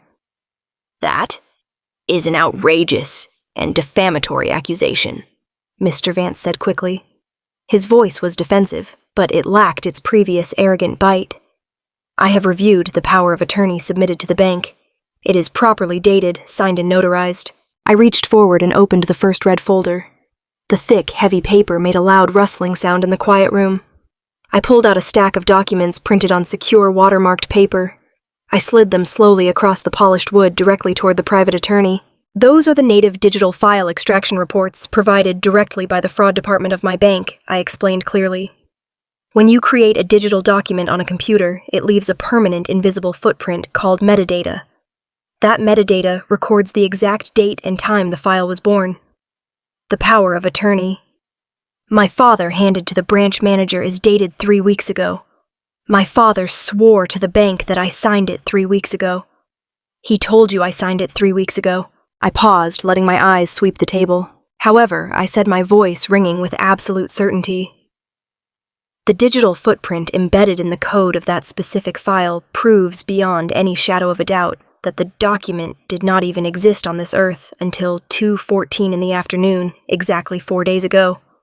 It was created on a computer the day before they froze my trust account. It is mathematically and scientifically impossible for me to have signed a document 3 weeks before it was actually created." Mr. Vance picked up the metadata report. His eyes darted rapidly across the lines of data. He was a professional. He knew exactly what he was looking at. He understood instantly that a native metadata extraction from a major financial institution was irrefutable evidence in a court of law. His face went completely slack. The color drained from his cheeks. "There must be some kind of computer error," my mother stammered. Her voice was shrill and panicked. She looked desperately at Pastor Thomas, and then at her sister Diane. "Hannah does not know what she is talking about. Computers make mistakes all the time. Robert, tell them." My father opened his mouth, but Marcus stepped forward from the doorway. Marcus spoke with the cold, crushing weight of a senior litigator. "There is no computer error," Susan Marcus said flatly. "Our firm has already verified the data chain. The document is a crude amateur fabrication. Submitting a fabricated document to a federally insured bank to seize assets across state lines is a severe federal offense." Mr. Vance swallowed hard. He set the metadata report back down on the table, as if the paper was physically burning his fingers. He looked at my father with deep, angry suspicion. I was not finished. I reached into the center of the table and opened the second red folder. "A forged date is just the beginning," I said, keeping the rhythm of my presentation perfectly paced. In order to make the document look official, my parents needed a notary seal. I pulled out a bright white sheet of paper bearing the official seal of the Secretary of State. I placed it directly on top of the metadata report in front of Mr. Vance. My father plays golf every Sunday at the local country club with a retired real estate broker named Arthur Pendleton, I explained. My father went to Arthur and asked him to stamp the forged document as a personal favor. Arthur stamped it, but Arthur is retired. I tapped my index finger against the state registry printout. This is the public commission record for Arthur Pendleton I, stated clearly so everyone in the room could hear every single syllable. His state notary commission expired 2 full months before the date written on the forgery. He had absolutely no legal authority to notarize anything. The stamp on that document is entirely legally void. Presenting a void and expired notary seal to a financial institution to execute an unauthorized transfer of wealth is another massive layer of criminal fraud. The silence in the room shifted from shock to profound horror. Pastor Thomas looked physically ill. He had spent the last 48 hours praying for my broken mind. Now he was sitting at a table, realizing he had been used as a moral prop to facilitate a major felony. Aunt Diane was staring at my mother with her eyes wide with total disbelief. My mother let out a high-pitched, breathless sound. She tried to reach across the table to grab the papers, but her hands were shaking too violently to coordinate the movement. "We were just trying to protect you," she cried out desperately, falling back on her single remaining script. "You were out of control, Hannah. We had to take drastic measures because you are sick." I turned my head and looked directly into my mother's eyes. I did not feel any sympathy. I felt only a cold, clean clarity. "I am not sick, Mom," I said softly. "I am just a bank account to you." I reached for the third and final red folder. This was the folder that held the absolute truth. This was the folder that would obliterate the carefully crafted illusion of the perfect wealthy family forever. I opened the heavy red cover. For the past 24 hours, my parents have told everyone who would listen that I am suffering a mental breakdown. I told the room, addressing Pastor Thomas and my aunt and uncle directly. They told you I am obsessing over money and pushing my loving family away. They staged this entire intervention today to convince you that they are stepping in out of pure parental love. They want you to believe they need to manage my inheritance for my own good. I pulled out a thick stack of legal filings and bank letters.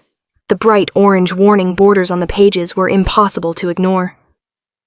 I slid the stack of papers across the table, not to the lawyer, but directly toward Pastor Thomas and Aunt Diane.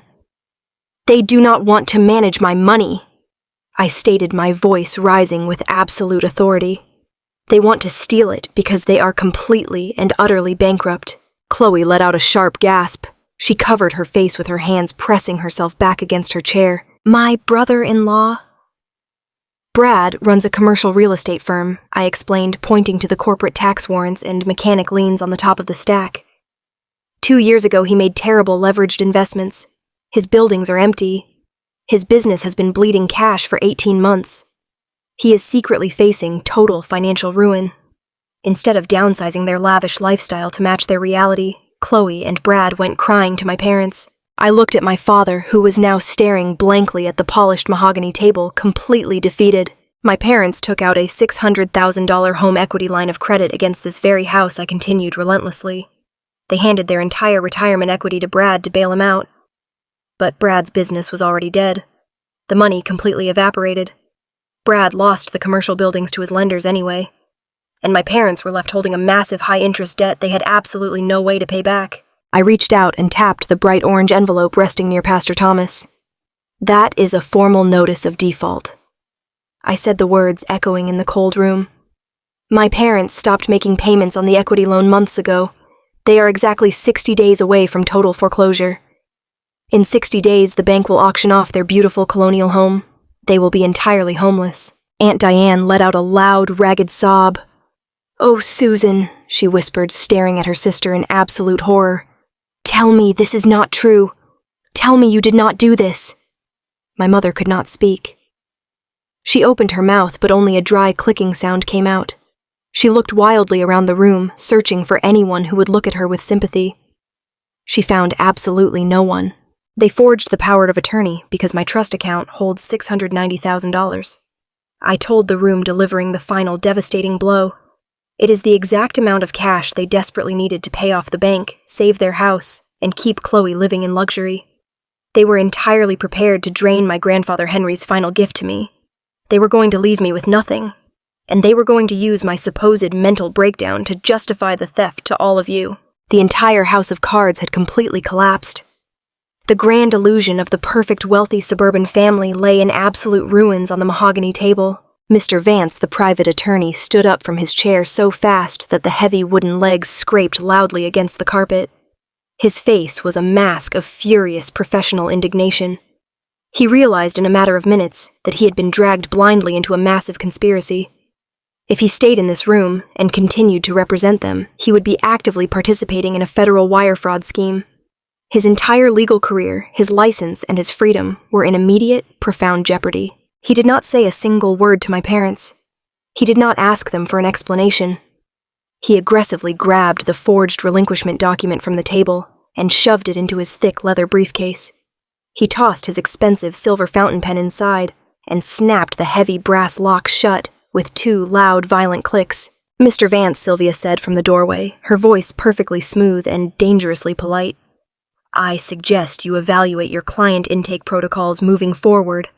Our corporate legal team will be in touch regarding your firm's involvement in this attempted extortion." Mr. Vance looked at Sylvia, his face pale and sweating. "I was retained under false pretenses," he said, his voice shaking with anger. "I was provided with fraudulent information by my clients. I am formally terminating my representation of Robert and Susan, effective immediately." He turned and looked at my father with absolute disgust. "Do not ever contact my office again," he hissed. Mr. Vance grabbed his briefcase and practically sprinted toward the door. Sylvia and Marcus stepped aside and let him pass. The heavy oak doors swung open and closed behind him, leaving the room feeling even smaller and colder than before. The hired gun had abandoned them on the spot to save his own skin. With the lawyer gone, the reality of the situation finally crashed down on Chloe.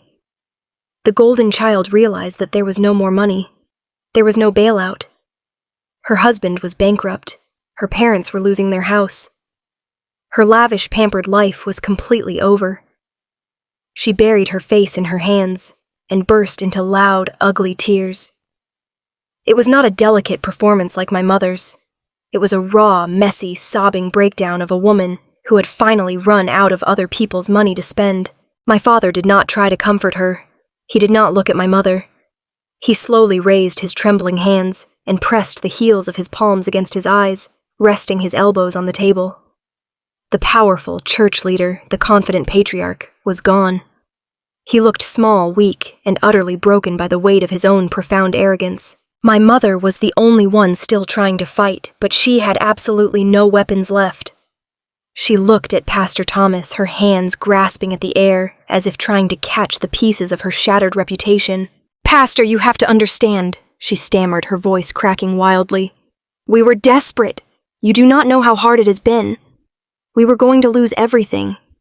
We built a beautiful life for our family, and it was all falling apart. Hannah has so much money. She does not even use it. We were going to pay her back eventually. We are good people, Pastor. You know we are good people." Pastor Thomas stood up slowly.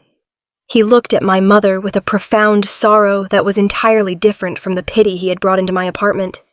He did not look at her like a grieving mother. He looked at her like a stranger. "Susan," he said, his gentle voice carrying a heavy tone of moral absolute disappointment, "you used the church. You used my prayers. You sat in my office and wept, telling me your daughter was losing her mind, all while you were plotting to steal her inheritance. You tried to make me an instrument of your theft." He shook his head slowly, stepping away from the table. "I cannot offer you the comfort you are looking for today," he said quietly. "You need to seek forgiveness from your daughter, and you need to prepare for the consequences of your actions. I will pray for your souls." Pastor Thomas turned and walked toward the exit. He offered a small, respectful nod to Sylvia and Marcus before stepping out through the heavy oak doors. Aunt Diane stood up next. Her face was hard and set with absolute revulsion. She looked down at my mother, who was now openly weeping into her hands. "You told me she was sick, Susan," Aunt Diane said, her voice shaking with anger. You told our entire family that Hannah was having a breakdown. You dragged us all here to participate in this disgusting circus. You are the one who is sick. Do not ever call my house again." Aunt Diane grabbed her purse and walked out with Uncle Greg following closely behind her. He did not even look at his brother-in-law. The audience my parents had meticulously gathered to witness my destruction had completely abandoned them in disgust. The private dining room was finally quiet, except for the sound of Chloe's relentless sobbing and my mother's ragged, hyperventilating breaths. I sat at the table and looked at the ruins of my family. For 32 years I had believed that if I just worked hard enough, if I was quiet enough, and if I sacrificed enough, they would eventually love me the way they loved Chloe. I had driven Grandpa Henry to endless appointments while they lived their luxury lives because I wanted to be a good daughter. But looking at them now stripped of their money, their status, and their lies, I realized the absolute truth. Toxic people do not love you for who you are. They love you for what they can extract from you. The moment you stop providing the resource they demand, you become their enemy. I reached forward and calmly gathered the 3 red folders from the center of the table. I stacked them neatly and slid them back into my leather briefcase. I zipped the bag closed and stood up from the heavy wooden chair. My mother looked up at me through her tears. Her mascara was running down her cheeks in dark, ugly streaks. "Hannah, please," she begged, her voice a pathetic whisper. "What are you going to do? Please do not send your father to prison. We will lose the house. We will have absolutely nothing." I looked down at her. I did not feel angry. I did not feel vindictive. I just felt incredibly clean and completely free. "You already lost the house, Mom," I said softly, "and I am not doing anything to you. The bank fraud investigators are already reviewing the forged documents you submitted. The state notary board will be reviewing Arthur's expired commission. The consequences of your actions belong entirely to you." I picked up my briefcase and turned away from the table. I walked toward the heavy oak doors where Sylvia Marcus and Brenda were waiting for me. I did not look back at the crying golden child or the broken father. I did not look back at the desperate mother. I walked out of the room, out of the country club, and out of their lives forever, leaving them to face the absolute devastation they had built with their own hands. The days following that spectacular collapse in the private dining room of the country club moved with a swift and satisfying precision. I left that building and drove back to my apartment on Sunday evening, and I slept for 10 uninterrupted hours. It was the deepest and most peaceful sleep I had experienced in my entire adult life. When I woke up on Monday morning, the world felt fundamentally different. The heavy, suffocating fog of family guilt and manipulation had completely lifted. I went to work, and my managing partner, Sylvia, kept her exact promise. Our senior corporate attorney, Marcus, filed the necessary legal injunctions before the banks even opened their doors. Brenda, the branch manager, placed a permanent ironclad lock on my grandfather's trust account. No one could move a single penny without a direct court order and my verified physical presence. My $690,000 was absolutely secure. But the consequences for my parents were just beginning to unfold. By taking their desperate fraudulent scheme to a federally insured financial institution, they had crossed a legal line that the justice system simply does not forgive. Marcus handed my 3 red folders directly to the state prosecutor. The evidence I had gathered was simply too overwhelming and too perfectly documented to ignore. The prosecutor opened a formal criminal investigation into my father and his golf buddy Arthur for forgery and attempted wire fraud. I did not have to lift a single finger to make it happen. I did not have to testify in open court or endure dramatic family depositions. The legal system took one look at the extracted digital metadata, the mathematically impossible timeline, the traced signature, and the explicitly expired notary commission, and stepped in to do its job. My father was forced to hire a criminal defense attorney. Because he had absolutely no money left to pay for a private lawyer, he had to scrape together whatever resources he could find just to keep himself out of a federal prison cell. Arthur lost his remaining real estate licenses and faced his own severe legal penalties for stamping a fraudulent document. The 2 men who had spent the last 15 years drinking expensive scotch and playing golf on sunny Sunday afternoons were suddenly sitting in cold, fluorescent interrogation rooms trying to explain how they had conspired to steal an inheritance from a grieving granddaughter. Their pristine country club reputations were completely shattered overnight. The local gossip mill, which my mother had always wielded like a weapon to control our community, quickly turned entirely against them. People in polite society do not look kindly on parents who try to systematically rob their own children. The pastor never returned my mother's phone calls. The church community quietly distanced themselves from the entire family. Without my inheritance to serve as their magical bailout fund, the harsh reality of their financial disaster crashed down on them with brutal, unforgiving force. My brother-in-law, Brad, could not hide his business failures any longer. His commercial real estate firm underwent a total and humiliating liquidation. The empty strip malls he had purchased with leveraged debt were seized by the commercial lenders.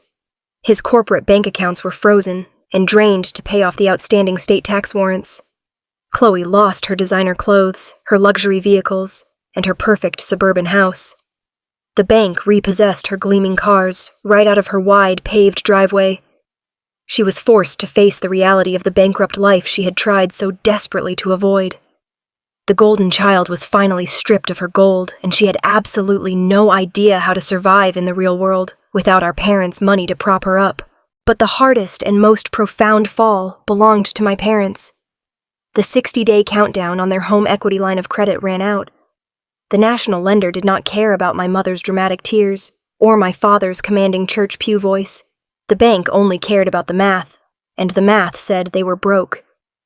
The bank filed the final foreclosure papers and moved to take possession of the property. The massive white colonial house with the perfectly manicured lawn and the black shutters. The beautiful house that had defined their entire social identity for decades was legally taken from them. I heard through a distant cousin that watching my parents pack their belongings was the most tragic and pathetic thing they had ever witnessed. They had to leave behind the affluent neighborhood they had ruled for 30 years. They were forced to sell off their expensive furniture, their silver trays, and their beloved holiday decorations just to afford a moving truck. They moved into a cramped 2-bedroom apartment in a much less desirable part of town. There was no more marble kitchen island for them to sit around. There was no more grand foyer to impress their guests. There was only the harsh, cramped reality of the life they had built through their own boundless greed and breathtaking arrogance. I did not go to see them move.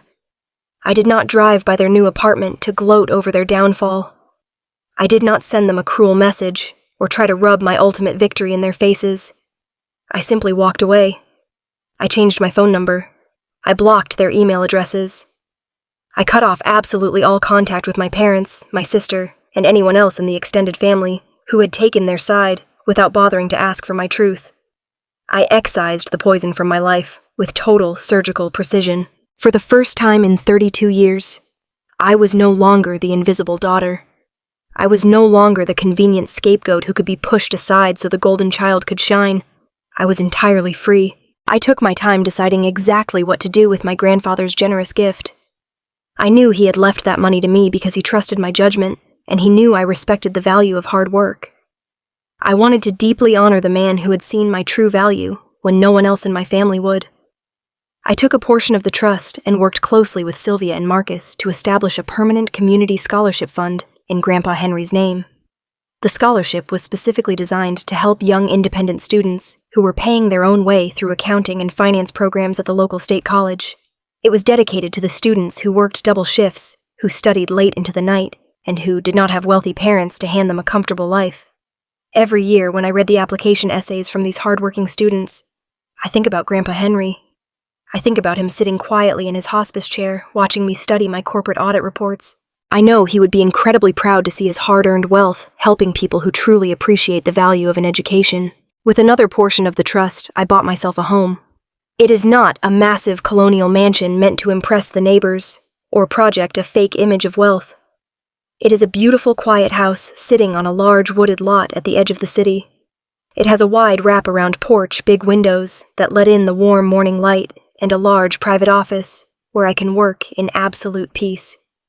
It is a sanctuary built entirely on honesty and hard work. When I sit on my porch with my morning coffee, I do not have to worry about fake smiles or hidden motives.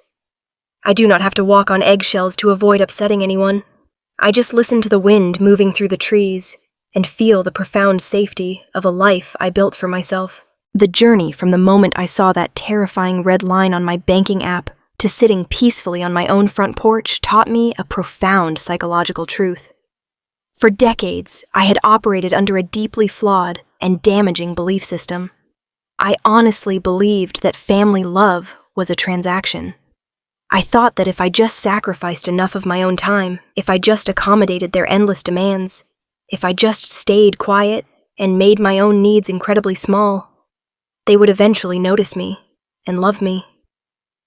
I thought that driving my grandfather to chemotherapy while Chloe went out to parties would finally earn me a place of respect in my family.